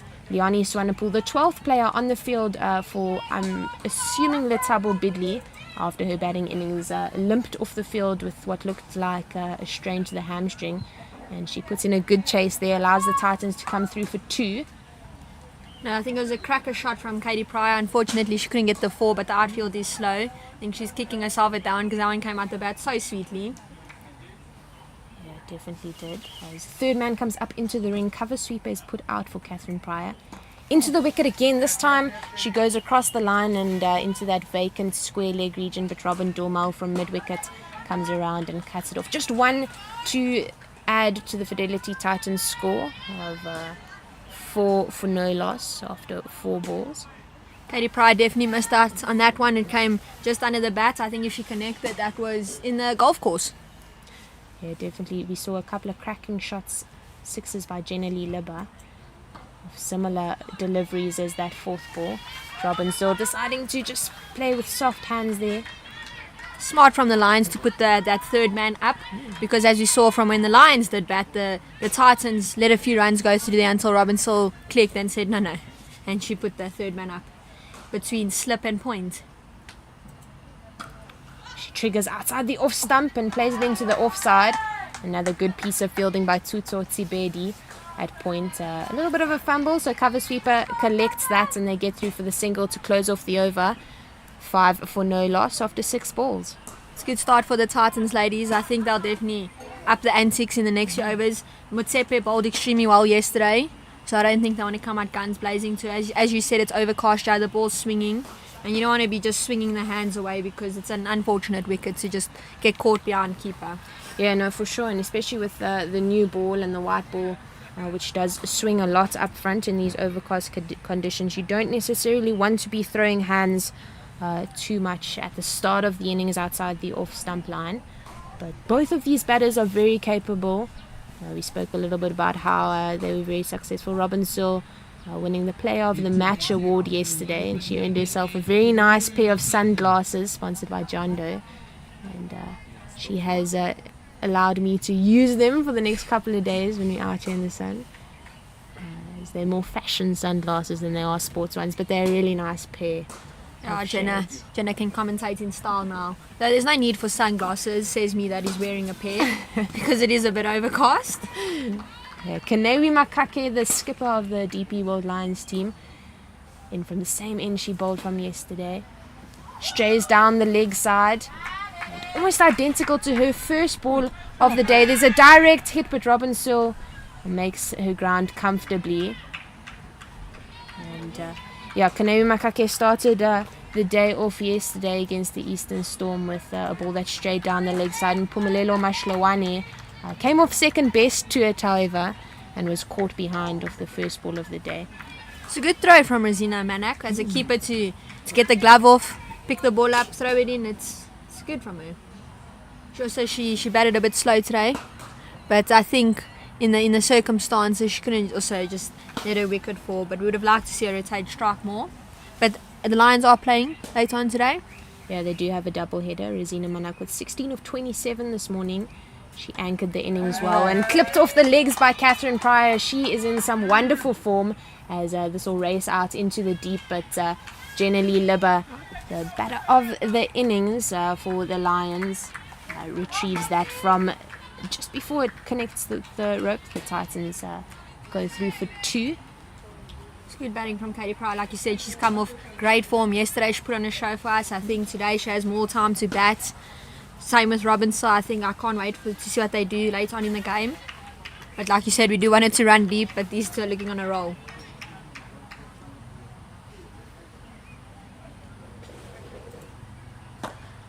Yeah, played down the ground there by Catherine Pryor, just giving herself some room, but not connecting it as well as she would have liked. There's a fumble from the bowler. They're looking for the second, but decide against it in the end. And I think had she made proper connection with that one, would have come out to the fielder at long on. Liani Swanepoel would have had to cover some ground as she's quite wide out at long on. Good inventiveness there from Pryor to give herself room, step onto leg stump to give herself. Also just shows experience. Yeah, definitely. Cutter into the crease, played into that point region. There's a throw to the non-striker's end. Looking for the second. And an overthrow. They were looking for the second, but Robin Dormal covering ground to do the work and to back that one up.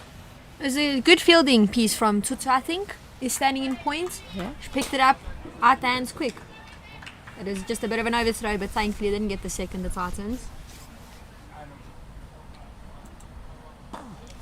Bit of a full toss there. Freebie for Pryor and a misfield at square leg. Generally Libba goes through the legs there, and the Titans will go through for 2. Catherine Pryor looking in really nice form there, especially off the legs. Going with the full face of the bat and fading with the left arm late on in the shot. which allows her to have access between the gap between square leg and mid wicket. Bit of a misfield there from Jenna Libber, the vice captain, and you can't be doing that in a game like this. The stakes are high. It's not a high score to defend. So the Lions. Opportunity at short third man. Catherine Pryor nicks it off, and Neo Molefe diving forward to. It's not Neo Molefe. I think it is. Just diving forward, unable to hold on to that one. Yeah, like as I was saying, you have to defend such a low total. Your fielding has to be on top of the game. You can't let these drop catches and these misfields in the field, because you're going to look back and you're going to see all the misfields you've made, and they're already sitting on 80 after 12 overs.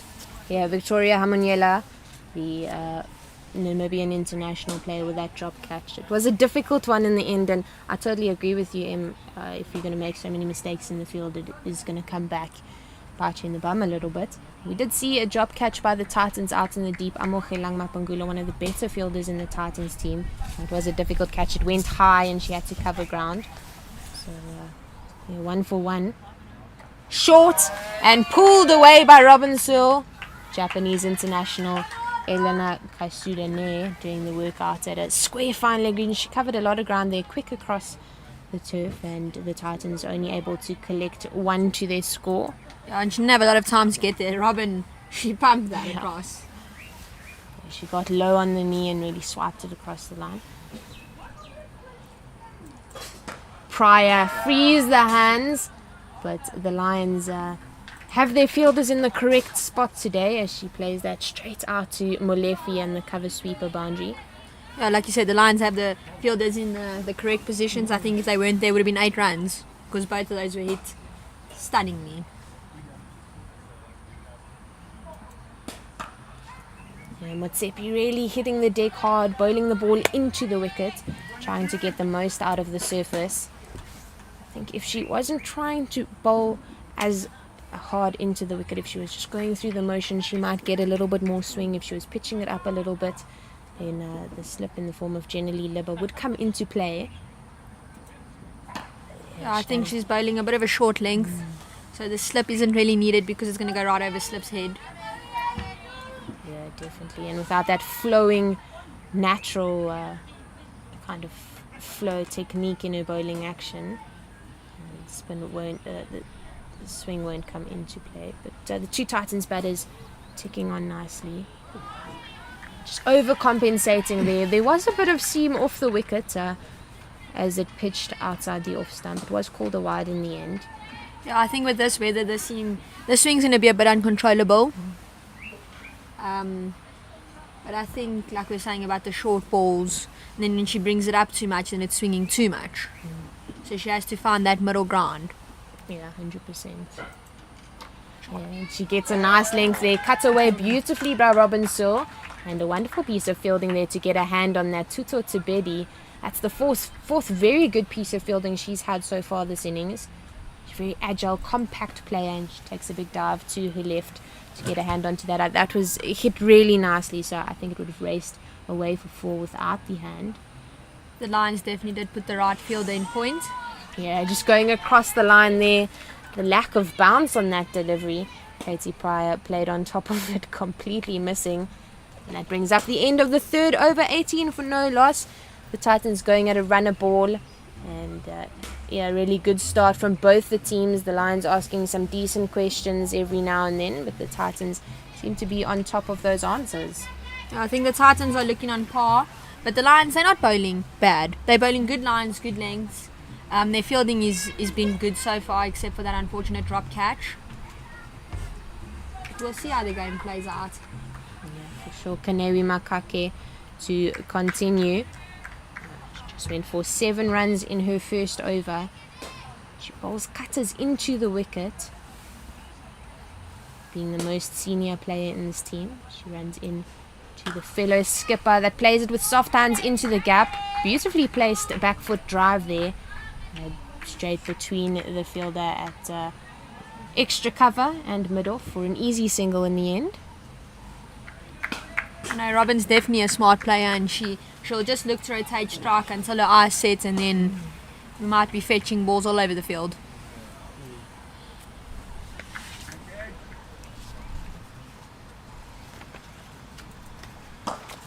Oh, beautiful straight drive there by Catherine Pryor. Beats the fielder at mid-off, Tokoloko Matsepe.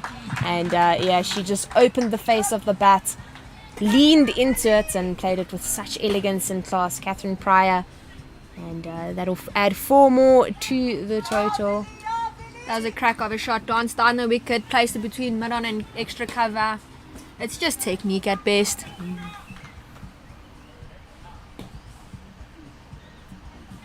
Just pulling out of a run-up there, Kanemi Makake. Just a little bit on Catherine Pryor.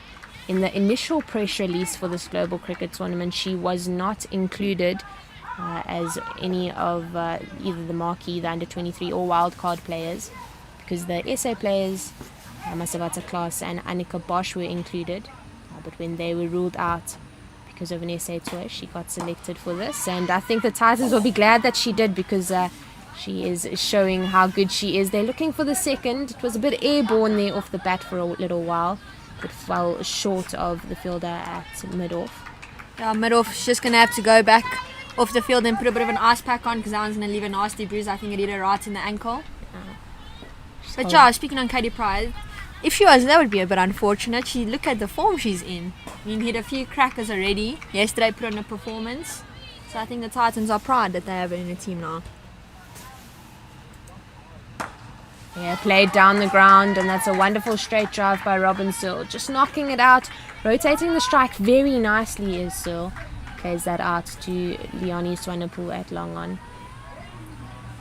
Yeah, I think Katie Pryor, just to add on that, has been a little bit unlucky in the last 2.5 seasons, I would say, for the Fidelity Titans. Not getting too many runs and missing out on the starting 11 because of that, but she really has found some nice form for the Titans. She throws hands at it and bisects the fielder at short third and point. They're looking for the second. She's going back for it as there's a small fumble out in the deep by the Namibian international, and they go through for 2. Score 27 for no loss, 1 ball left in the 4th. You know, the Titans definitely aren't allowing dot balls. They're keeping the clock ticking, which is nice. They're not trying to swing at things. It's all just coming naturally to them, and it's so nice to watch. Yeah, Katie Pryor is such a student of the game. She's always in the net. She's always hitting balls. I think Coach Byron Fraser really does turn the shoulder and throw many balls at her during the week. One of the hardest working players and fittest players in the Titans team. So she deserves all the good things that come her way. Plays that across the line, and there's no one out on that mid-wicket boundary. Catherine Pryor looking as good as she is. Josh picked that line and length up beautifully, placed it in the gap. There wasn't even a gap. No one was fetching that. So it was a crack of a shot. Yeah, it definitely was. She picked it up really nicely, saw the length early on, and that takes the Titans score up to 31 for no loss. Yeah, interesting to see now as the Japanese international player Elena Kuseda Nairn come into the attack. We saw yesterday in the Lions game against the Easterns, she bowled the 16th and the 18th over, or the 17th and the 19th near the end of the innings, and she bowled really well. She had some of the best figures of the day, 2 overs for 7 runs. So she was quite successful in terms of economy for the Lions, and it's nice to see her being brought on in the power play. She has obviously 1 over from that end in the power play. She'll be looking to capitalize. She has backward point and third man in the ring, as well as deep square leg, mid wickets, mid on, mid off, extra cover, and cover out in the deep. But she bowls it full and straight, and it's pulled out to that well-placed fielder at deep backward square. Just get the 1 for that. Yeah, big change for the Japanese international. I mean, like you said, she came in yesterday in the 16th over, and today she's bowling first change.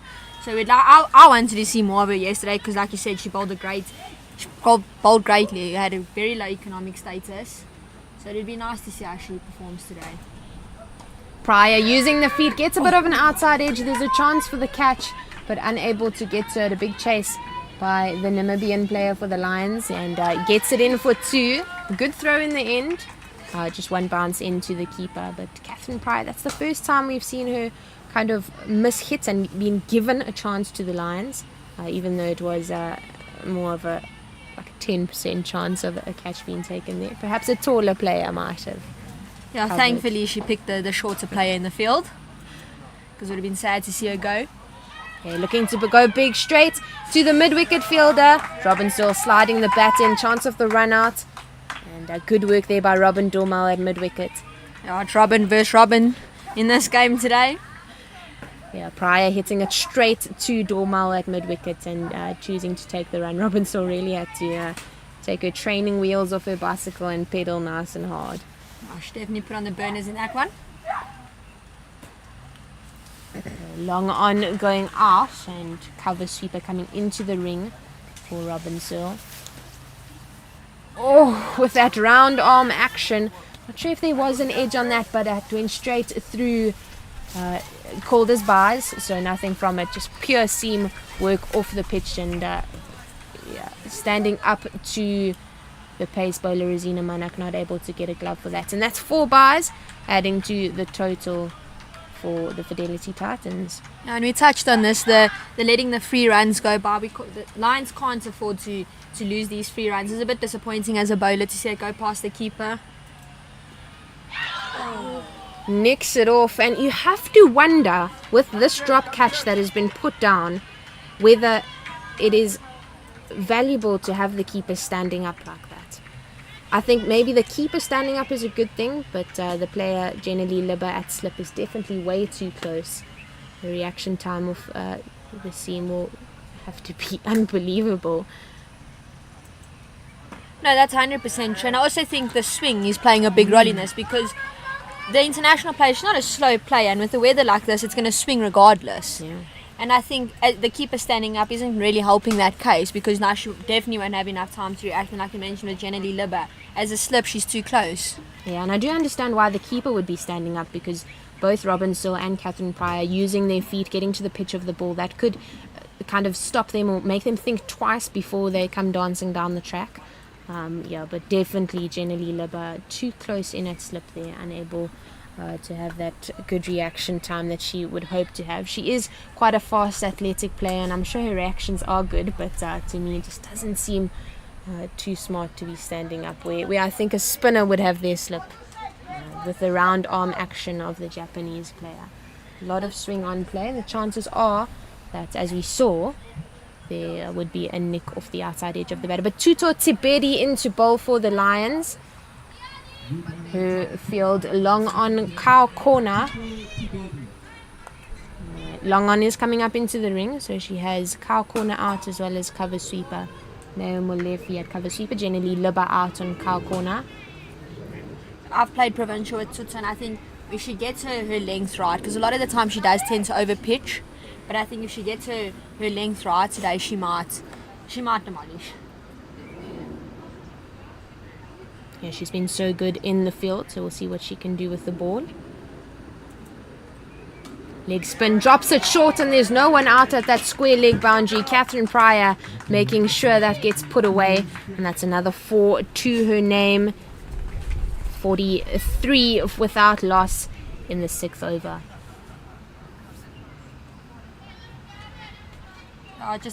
Dropped a bit too short for Tuto, and with Katie Pryor and Robin still at the crease, they'll pick up on these little things, and they won't disappoint.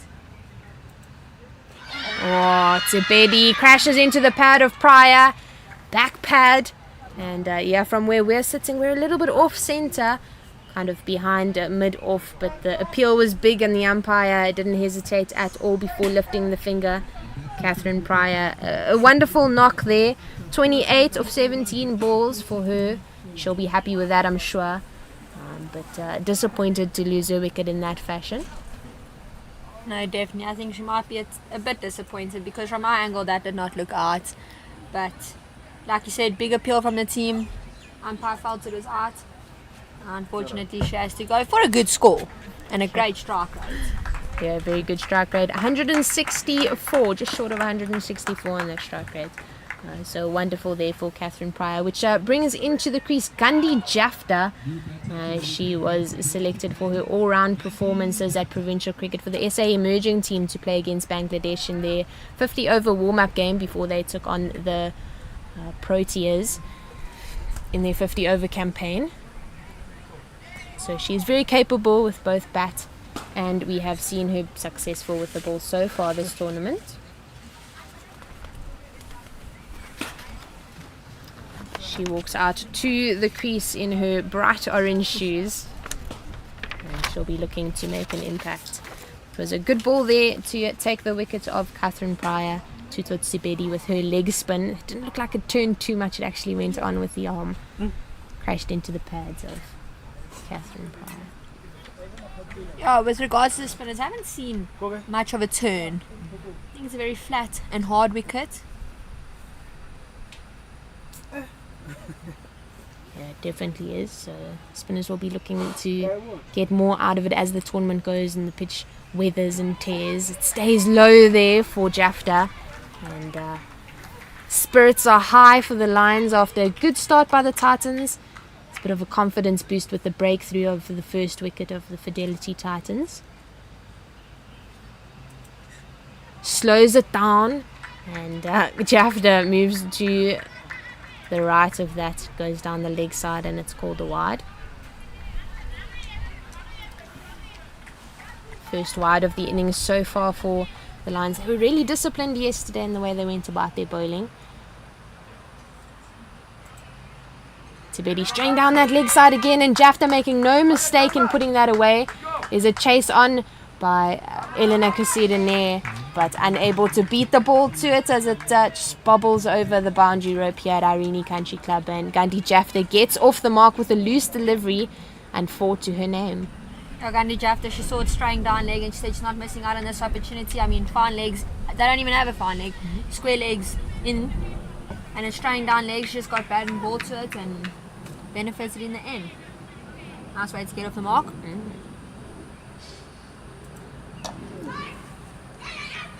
Dive in by Samantha Swanepoel at extra cover, but with her being down on the floor, gave the chance for that quick single. Gandhi Jafta, really good caller in between the wickets. She has good communication skills. Good piece of fielding from the Samantha Swanepoel there in cover.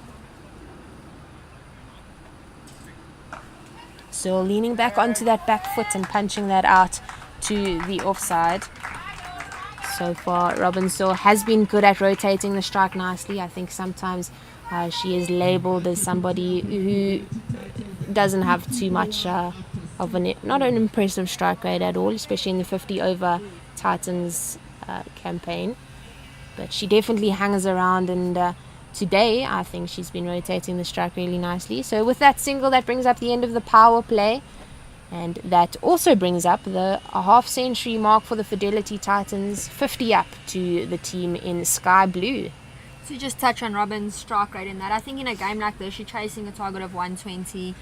You only need 6 runs and over. So I think strike rotation is more important than hitting boundaries, because when you start to think, let's hit boundaries, you're just going to keep dotting up, putting pressure on yourself, and then you look back and now you need to hit boundaries, and that's when the wicket starts to fall. So I think the strike rotation is what the Lions lacked in their innings, and now the Titans have said no, we will strike rotate, and look at them, 54-1 after 6. Yeah, I definitely agree, and it is easier to rotate the striker after the power play with 4 fielders being allowed out. However, the Lions only have 3 out: cover sweeper, long on, and deep square. Elena Kusedene to continue. Hits hard into the covers. Another misfield by Jenna Lee Libber, but it's picked up by Molefi out on the cover sweeping boundary. So they only get through for the single, and that's just as we've seen Robin Saul do, just ticking on. It's a bit unfortunate for Jenna Lee Libber. She's missed 2 today, and I think those days when you can't manage to pick the ball up, the batsmen just keep picking you out, and every time she just tends to miss it. So I think she's probably kicking herself there, but she can be proud of her batting performance. Yes, she can. When you're having a bad day in the field, the ball does seem to find you. Gandhi Jafta just getting her mark there, making sure she's ready. Sudanese choosing to go for that quick single. Robin Dormal having a shy at the bowler's end. She only had 1 stump to aim at, but that's a brilliant piece of fielding. dashing to her left and collecting and crashing into the stumps. A very good piece of fielding. Gandhi Jafta was lucky to be safe there. It was a risky run, but successful in the end for the Titans. I think there's something to do with Pretoria weather, because the direct throws that have been happening these past 2 days have been insane. I think I've seen more direct throws than I think I've seen catches. Yeah, perhaps something in the water. Goes hard on the offside, a dive at extra cover, but that is beautiful from Robin Saw. It's rolling out into the deep and rolls over the boundary. A cover drive of perfection, Robin Saw. It was too wide and too full, and she just threw hands at it. And it just rolled on the carpet that is Irene Cricket Club here over the boundary. Samantha Sonnepoel just jumping over the ball. It's unfortunate. The bowler's probably also a bit upset about that one. A bit of a London Bridge if they were fine. She would definitely have to take one for that. Yeah, that's a good ball there by Eleanor Kusedener. And that just defended out to mid-off. Robin Saw respecting the decent delivery. So the Japanese international has really impressed me. She's very consistent in the way she goes about her business. I would like to see her put pads on. I just want to see how she would bat. Because we've seen Erika Oda from Eastern Storm, and she batted quite well yesterday. 23 off 27, I think it was, or something around there. And they play in the same team. Yes, they both play for the Japanese national team, the Pandas. Just played off the legs there by Searle to collect the one out to deep square. Yeah, all three of the Japanese players, as well as Akari Nishimura from the Titans, play for the Pandas. Elena Kasuda Nair grew up, she moved to Australia when she was still young, before her schooling years. She spent most of her life in Australia, obviously visiting parents and grandparents in Japan over the years. She's just got a job in youth development in cricket in Japan cricket. So she is working in Japan now. She's very fluent in both English and Japanese, and she's been a bit of a translator for both Erika Oda and Akari Nishimura, who are not as fluent in English. Have you had a chat with her? Yeah, Robin Saw, obviously being part of the management for this tournament, we took them out to the Rhino Lion Park on New Year's Day, and they really enjoyed feeding the giraffe that is there at Neck and Deck, which is the restaurant out there. And so we had some good chats and got to know them quite well. Does she have an Australian accent? She does. Oh, that is so cool! Yes, that was the end of her second over, the end of the 7th, 58 for 1. And Tuto Tubedi will continue her spell. Second over, she has 1 for 11 with the wicket of the breakthrough of Catherine Pryor. She'll go to Robin Searle. Drops it short, it stays low. There's a dive by Samantha Swanepoel, who managed to get a hand to a cracking shot. Gandhi Jafta looking for the second, but Robin Searle not interested in it at all, really, as she just sends her back, accepts the single. As a cracker shot from Robin Searle. Yeah. I think if Sam didn't get a hand on it, that would have crashed right past her. Yeah, into the practice nets here on the side at Irene Country Club. Similar shot there by Jafta, but not getting as much bat on it as Robin did the previous delivery. And a good stop by Swanepoel at extra cover again. Yeah, there have been a couple of youngsters and the coaches here at Irene Cricket Club practicing in the nets to the left of us. It's a really wonderful cricketing vibe out here in Pretoria, this area of Pretoria, as Jafta just knocks one out into the covers for 1. I think when we got here, the weather wasn't looking too great, but I think all the teams are starting to enjoy it, because to stand in the hot sun in cricket pads and to bowl spell off forward, sometimes it's not always the best thing. And for the DP World Lions, they have to play 2 games. So yeah, it's their double-header today. And they look in good spirits so far today. We'll see how they cope in their second game.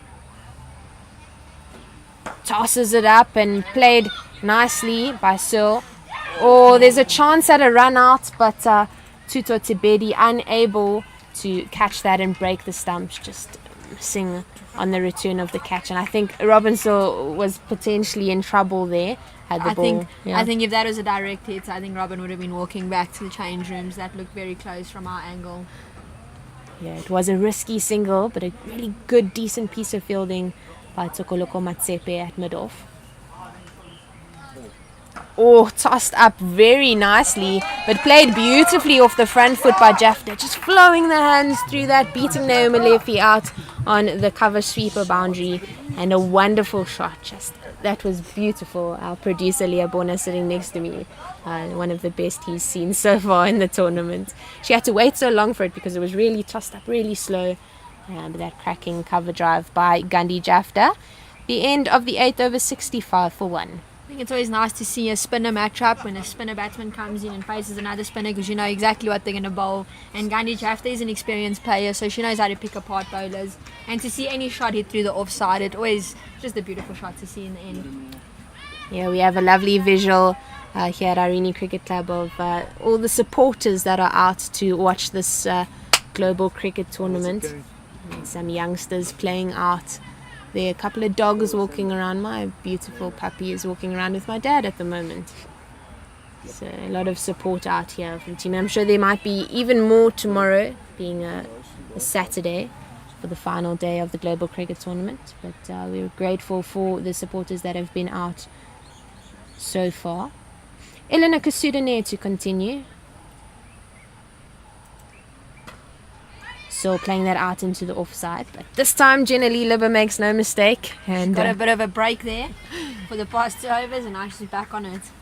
Yeah, she pumps the fist, pleased that she was able to have a clean piece of fielding. Full toss played across the line, and not the connection Searle would have wanted. He plays that out to long on Leonie Swanepoel.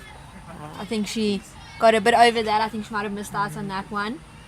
She might be a bit disappointed, but it's okay. 66 for 1 after 8.2. The Titans are looking in good shape right about now. Yeah, they definitely are. 54 runs to win, 53 runs to win.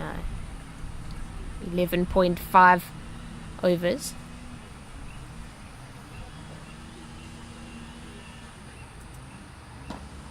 Sedanair just putting that in there, floating it in. And it's a difficult line and length to play, especially when the ball is coming out of the hand relatively slowly. She's not as quick as some of the other bowlers in this team, but she really has shown that as a pace bowler, accuracy is more important than pace. It's also smart to bring on your slower pace bowlers, especially at such experience. Slashed at it, but over the heads of Point and short third man, and a chase on. They're coming back for the second, and a good throw in the end by Victoria Hamunyela, who is the fielder who recovered that. Just short of the boundary, probably sitting at about a metre away. We've seen a lot of that in the corners of the field. It's just barely making it to the boundary. Yeah, the outfield is slower today than it was yesterday the whole day. Of course, the sun was out majority of the day yesterday. There's some lovely shape on that delivery, but struck beautifully. There's a dive on play, and it looks like it was recovered nicely, but then her boot made contact with the rope in the end. We're having a look at the replay here, but they have not awarded it as a boundary, but a wonderful cricket shot there by Gandhi Jafta.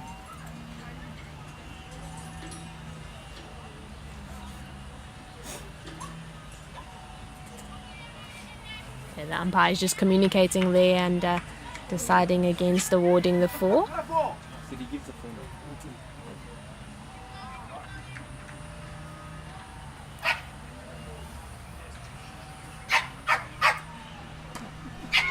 Oh, chance at a catch at cover, but Samantha Swanepoel putting it down. It was low, a low opportunity there for the Lions player. Just putting it down in the end. The second drop catch of the innings so far, and both, if they had been taken, would have changed the game completely.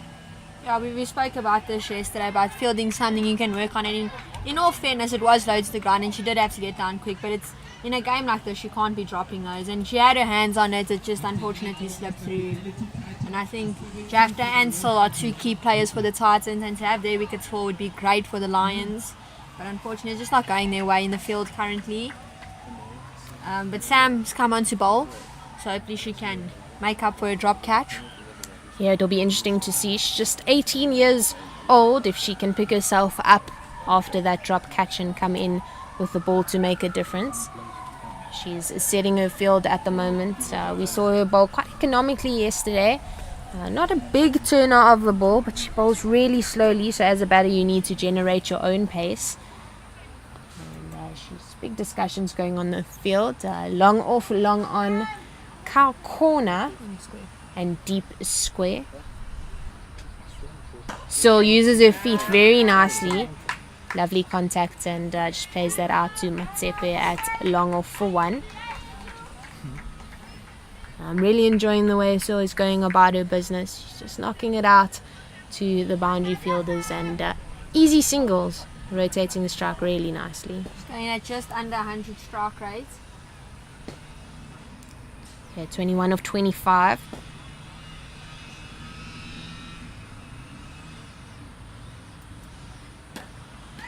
Just short and pulled across, but Robin Dormel, who we've seen to be brilliant in the field this morning. Yeah, playing club cricket with Robin, she doesn't let many go past, and when she does, she really does beat herself up about it. Cut nicely into the covers, but finds the hands of Neo Malefi.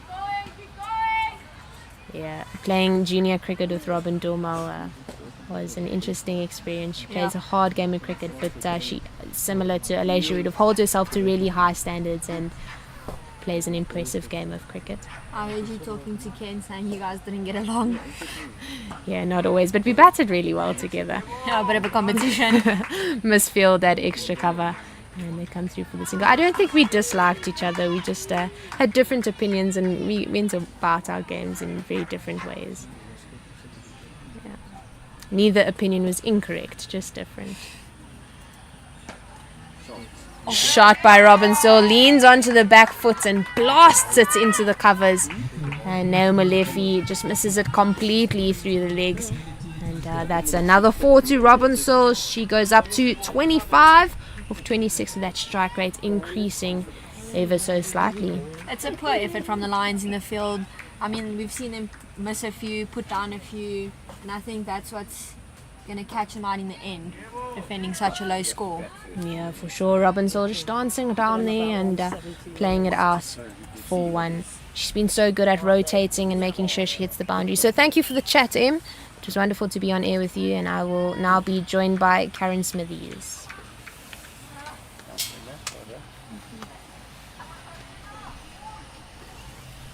Hello, Jenna. Good morning. Oh, it is still good morning. Yeah, but it's afternoon already.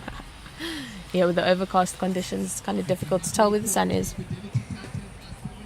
It is indeed. Good start from the Fidelity Titans. Yeah, very I'm good sure start. the bonus point is on the horizon in their thoughts. Yeah, definitely. From this in their stage. thoughts. They were able to get that bonus point yesterday against Eastern Storm, and they'll be looking to get it again. But how good has Robin Sil been so far this tournament? Yeah, she's really showing her experience, her talent. She's actually obviously the captain of the Fidelity Titans, but you know, she is really the anchor in this batting lineup. Yeah, she is. We have a lot of chats at home about how she goes about her game, and yeah, obviously she's doing majority of the work. She faces the Namibian international Victoria Hamunyela into bowl. There's a misfield by Samantha Swanepoel in the covers, and they come through for a single. Yeah, and a good scoring rate today, 100% strike rate, pretty much. Joined now by the vice captain, Gandhi Jafta. Also keeping that 100% strike rate. Yeah, just a little on the Namibian international Victoria Hamunyela.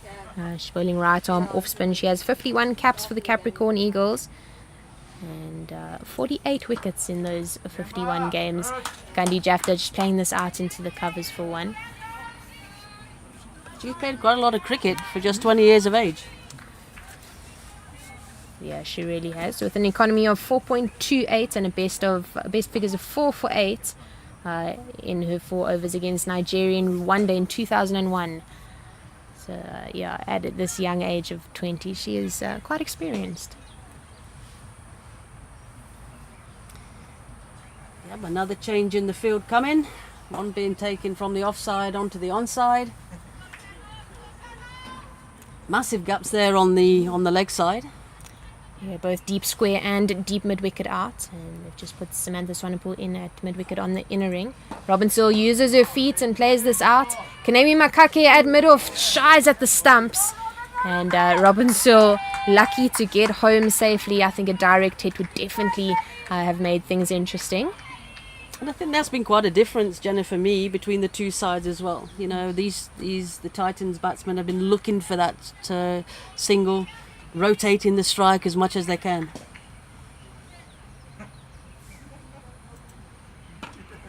Jafta stepping across to that offside, looking for the quick single into extra cover this time. And again, another risky single, but turning out well for the Sky Blues. Putting the Lions fielders under pressure early. Yeah, really shouldn't be a single there, to be fair, Jenna. They're in that inner ring, and it's... Still using her feet, there's a top edge, but a good catch in the end, falling back. And Tuto Tibedi grabbing her hamstring as she looks to have hurt herself. But that's a breakthrough, the second one for the Lions, and they'll be really glad with that, as the experienced Robin Searle has to walk back to the gazebo, I would say change room, but they are under the Global Cricket Tournament gazebo out here at Irene Cricket Club. And a really well-deserved innings there by Robin Searle. Yeah, it was a flighted delivery, wasn't it? She looked to move her feet and hit it over that mid-off cover area. But just couldn't quite get through to it and really got an edge, topped an edge to that short third man area. Yeah, she was a good innings. Yeah, I think maybe she was looking to accelerate a little bit to bring about the bonus points. Kaz, what are the bonus point rules? So the team batting second, they look to get the score by the 16th over. 16. So chat in the Titans camp before I came on to comms with they're looking to go for it. To chase this this bonus point down. So really 5 overs to go, pretty much 40 runs. So looking around 8 and over to do that. Probably that wicket will probably let them think a little bit more now, I guess. It depends if they lose another quick wicket, but I'm sure, with just 2 wickets down, it's something that they've got to look at and go for. Yeah, I'm sure they'll definitely still be thinking about it, especially with the youngster Amogelang Mapangula out in the middle. We saw her hit a massive 6 over long on yesterday, so she's certainly capable of coming in with wonderful intent and looking to hit boundaries from the get-go. Amo, as she's affectionately known in the group, in the team. Yeah, she's such a wonderful human. She dyed her hair blue a couple of weeks ago. I can't keep up with her actually, Jenny, with the hair colour. Yeah, it's a wide delivery first up for her. Yeah, she pushed that out really wide. Amogelang just getting a look at the white ball as it goes past her.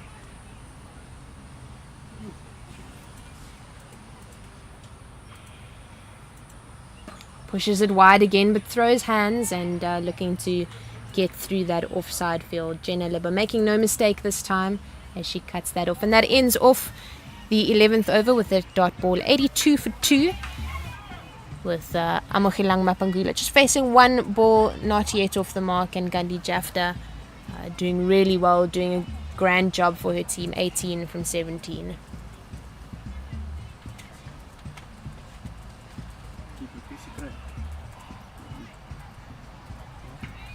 Samantha Swanepoel to continue from what we have named as the clubhouse end.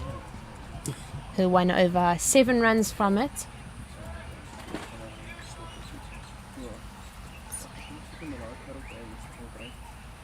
Long off, long on, cow corner, deep backward square. She really tossed that up, didn't she? She gives it a lot of flight. Yeah, Gandhi Just pushed Jafta. down the ground there for one. Yeah, she had to wait really long. Yes, she did. Yeah, but she did well. They say when the ball goes above your eye line, that's when it, really becomes quite difficult actually to keep on it. But I'm quite amazed with these fields, generally, to be fair, on the leg side. For me, it puts a lot of pressure on the bowler. On the leg side, there's 4 fielders, 3 boundary riders, and just 1 in that mid-wicket area. It does open up nicely as she hits that straight back at the bowler. And that's her second drop catch of the day. That one came back really hard at Samantha Swanepoel. Yeah, the Lions have to take their catches, I'm afraid. Punched strongly down the ground by Amakhaleng. This time deciding to defend with soft hands. Some more circumspect and decided to just defend. Long off coming up into the ring. Just to put pressure on the Titans batters. Again, another flighted delivery outside the off stump this time and sweetly hit over the inner ring through the mid-off area for 4 runs. Yeah, Mapangula making no mistake there. She realised that there were no fielders out in the boundary on the offside and took full advantage of that. Really sweetly hit out the middle of that MRF bat that she has there. I do believe it's on loan from Coach Byron Fraser. He names his bats after serial killers, which I think is a bit strange. But it's definitely working for I'll Amor. have to have a chat with him about that, Jenna, I think. But yeah, she waited for it actually, didn't she? There was flight there, it was wide of the off stump, but waited for it beautifully.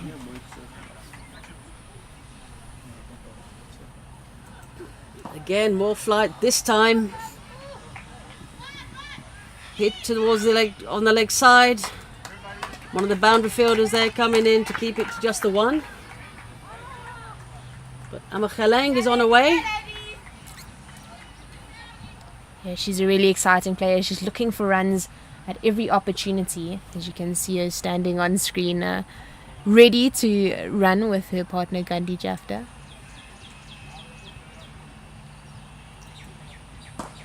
Again, flight, made into a full toss, punched down the ground just for 1. But another good over for the Fidelity Titans.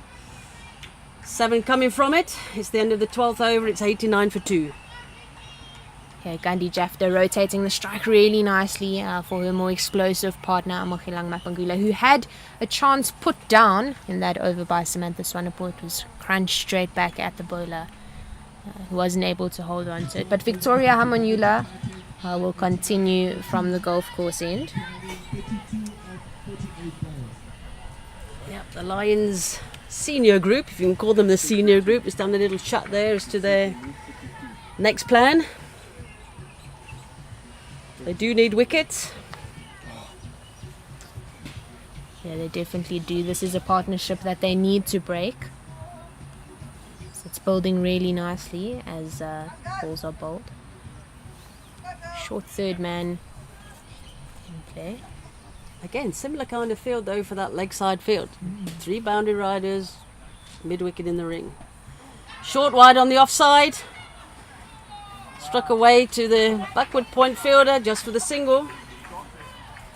Yeah, And that's one thing Amakhaleng will do as well. You know, she will look to rotate that strike every ball she pretty much faces.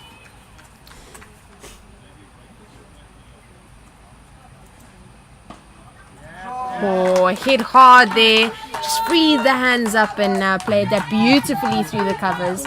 There's no sweeper out there on the offside, and she takes full advantage of that. Found the gap beautifully. It was airborne, but really in no reach of any of the Lions fielders, and that adds 4 more to her name. She goes up to 9. Yeah, loose delivery, wasn't it? Short and wide and outside the off stump. Asking to hit me. They have sent a fielder out on the offside. Generally Libba riding the boundary over there. So 3 fielders still out on the leg side. Short and wide and played out there again, but it will be retrieved by Jenna Libba out on the boundary just for 1.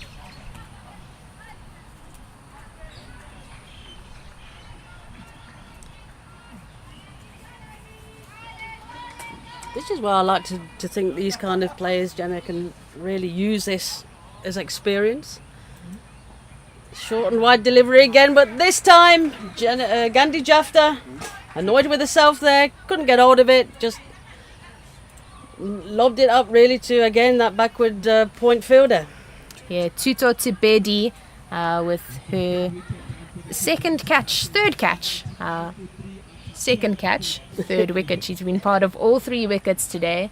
She sat out yesterday in the game against Eastern Storm, but really making her mark and making sure that she comes through and contributes to her team today. But well batted by Gandhi Jafta.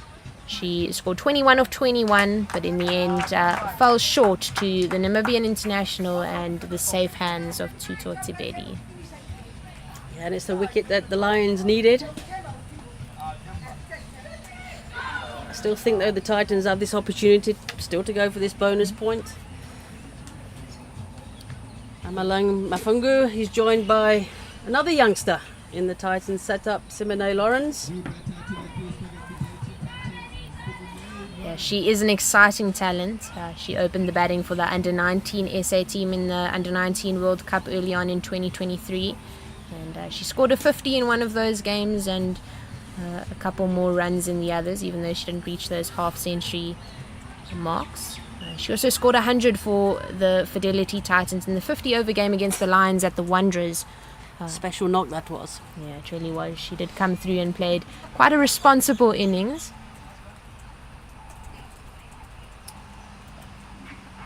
Wide.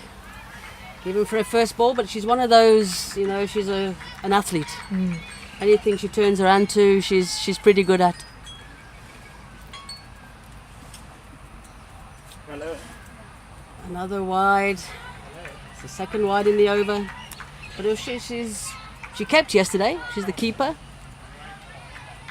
Yeah, she's also excellent in the field. She also throws javelin at school level. She's also part of the hockey team at school. I'm sure she's good with a hockey stick as well. I'm sure my CEO, Dr. Jacques Frawley, keeps saying, Kaz, we need to get a fast bowler into this setup and we need to find a javelin thrower. So maybe we found one, Jenna. Huh? But she's a keeper. She's a keeper. Oh, beautifully delivery played. there, yeah. Yeah, there's a chance on the boundary to cut off the boundary, and it would have been a decent stop, but it just rolled into the boundary in the end. And it is a given 4, so Simone Lawrence off the mark with a sweep shot as it beats the fielder out at deep backward square. There was a valiant effort in the field there. But unfortunately, he couldn't really get fully behind it and trickled into the rope. It is 100 up for the Fidelity Titans, 101 for 3 after 13 overs. And this 13 over mark brings about Eleanor Kuseda Nair, who bowled really nicely up front, I suppose you could say. As her figures were 3 overs for 17 runs, with an economy just under 6 to the over. Okay, and then just ask for you. So just 18 runs needed to reach the target, and I would say within the 3 overs. Yeah, for sure. It's definitely possible, going at a runner ball. To get that bonus point.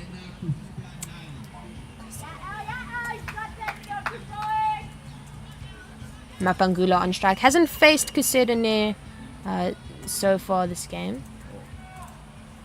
She has in the net though, as the Japanese players did train with the Fidelity Titans over the last couple of days.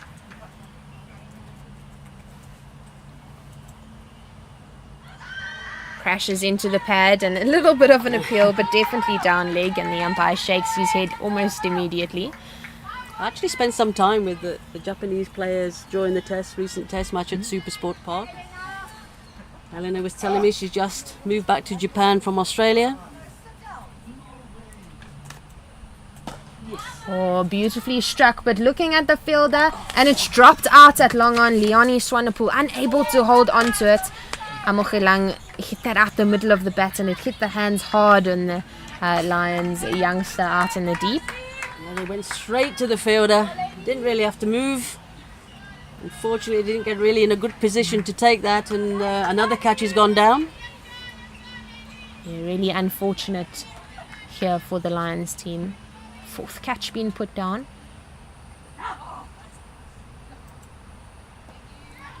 Oh, throwing hands at that, finding the outside half of the bat, but it lands in no man's land as they come back for the second. That's really good running by the youngsters in blue out in the middle as they come back for the second.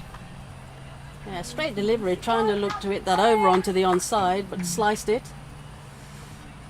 Away for two, but Jenny, I agree with you. Really good, urgent run in by these two youngsters. Slices it up again, but again falling just over the heads of the Lions players. Tuto Tebedi collecting it and come through for another two. A really good throw out in the deep by Tuto Tebedi as it came into the keeper without a bounce. Simone Lawrence has decided anything up there, she's going to go for. It's the way to go, Jenna. Yeah, she has such a fluent swing of the bat. She definitely can hit through the ball. This time a full toss. Struck It nicely. down to the mid-on boundary. Good field in there this time. Yeah, Leonie Swanepoel coming across nicely with a slide on the knees to collect that. Elena Kusedene will be happy that her team is supporting her at least on the ground in the field, even though they haven't been able to hold on to any of the catches. Played across the line there, but straight to Robin Dormal at square leg for a dot. To end off the 14th over, 107 for 3.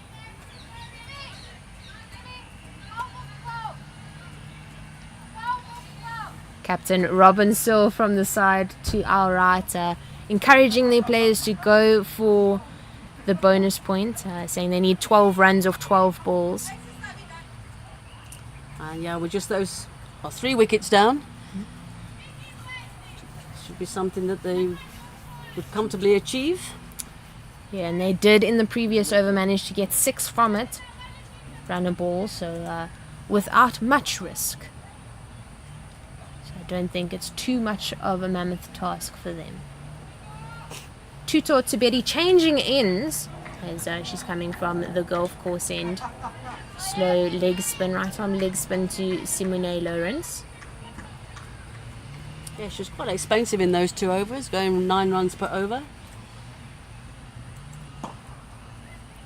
Just hit away there onto the onside. Beat the inner ring just for a single. Simple cricket at the moment. I'm not sure if the Lions are aware of this bonus point because there don't seem to be not a lot of pressure out there. No, not at all really. They are calling Here we go. Yep. square leg in. And they are sending long off out to the boundary. So another fielder in the ring on the leg side. I'm sure you'll be pleased with Kaz.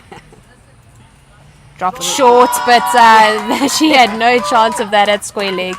Perhaps had she been out on the boundary, she would have had some more time to get to it. But well played there by Amogilang Mapangula. Just swept that across the line and found the boundary. Maybe she should have stayed there, Jenna, but I like the intent by the Lions. They've got to put some form of pressure onto the Titans to not get this bonus point. Mapangula showing us that she is a 360 player. She's able to hit hard, straight down the ground, as well as playing some sneaky sweep shots. She's just a busy cricketer, isn't she? In the field and as a batter as well. Tried to pull again. Shortish delivery. Didn't quite get hold of it. But just for the single. So 6 runs off this over so far, which is what they want. To get that bonus point, the Fidelity Titans, that is. So well on the way to doing that. Yeah, Mapangula, she's a busy cricketer. She's also a happy cricketer. I don't think I've ever seen her without a smile on her face. Hit hard back at the bowler, but recovered well by mid-off, and Tebedi just rubbing her hands there. Yes. Her hands were cold, they're not anymore. When I first came into the fold, Ama Khaleng reminded me of Aya Gokamani, who plays for the Titans. Call him my little pocket rocket. Oh, it's a chance Hit again. hard back at her and falling back with the force of the white ball and unable to grab it. It was really hit hard by Simone Lawrence. Back to the bowler. But unfortunately, another one goes down. She's definitely got warm hands now, don't you know?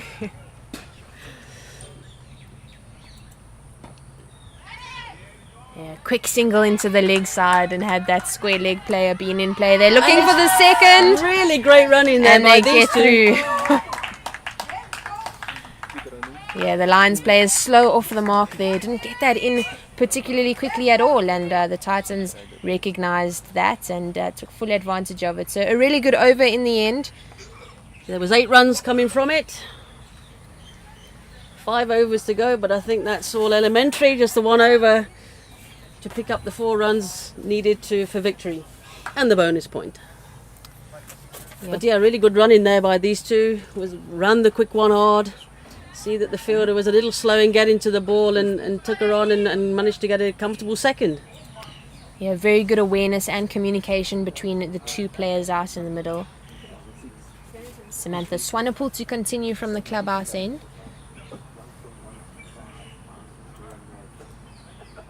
Tosses it up and goes on the sweep, but must have maybe hit the leg, as it wasn't called a wide down the leg side.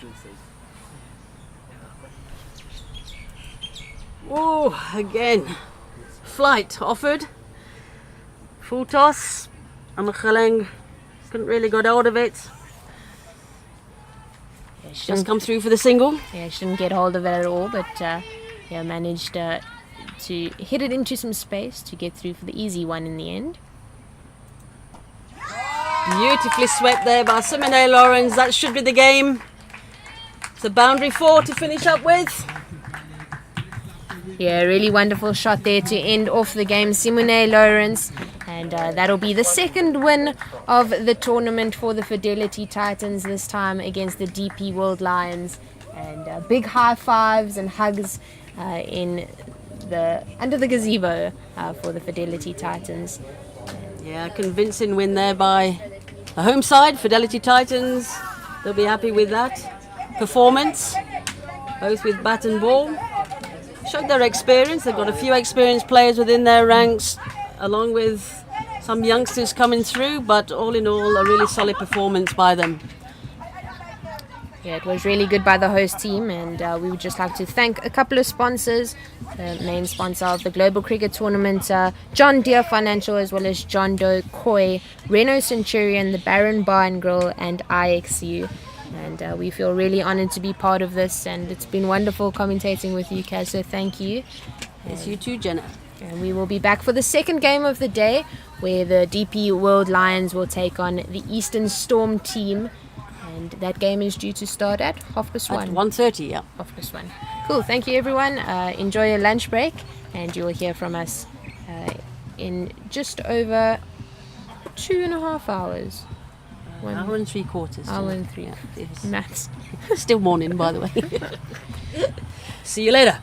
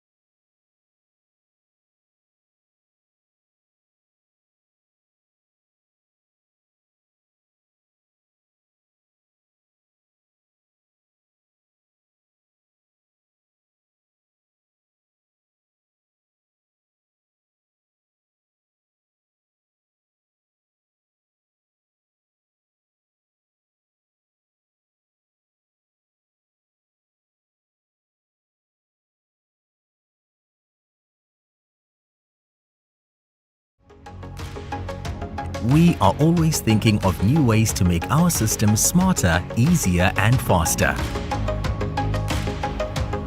And while we drive innovation, we still believe in the value of face-to-face.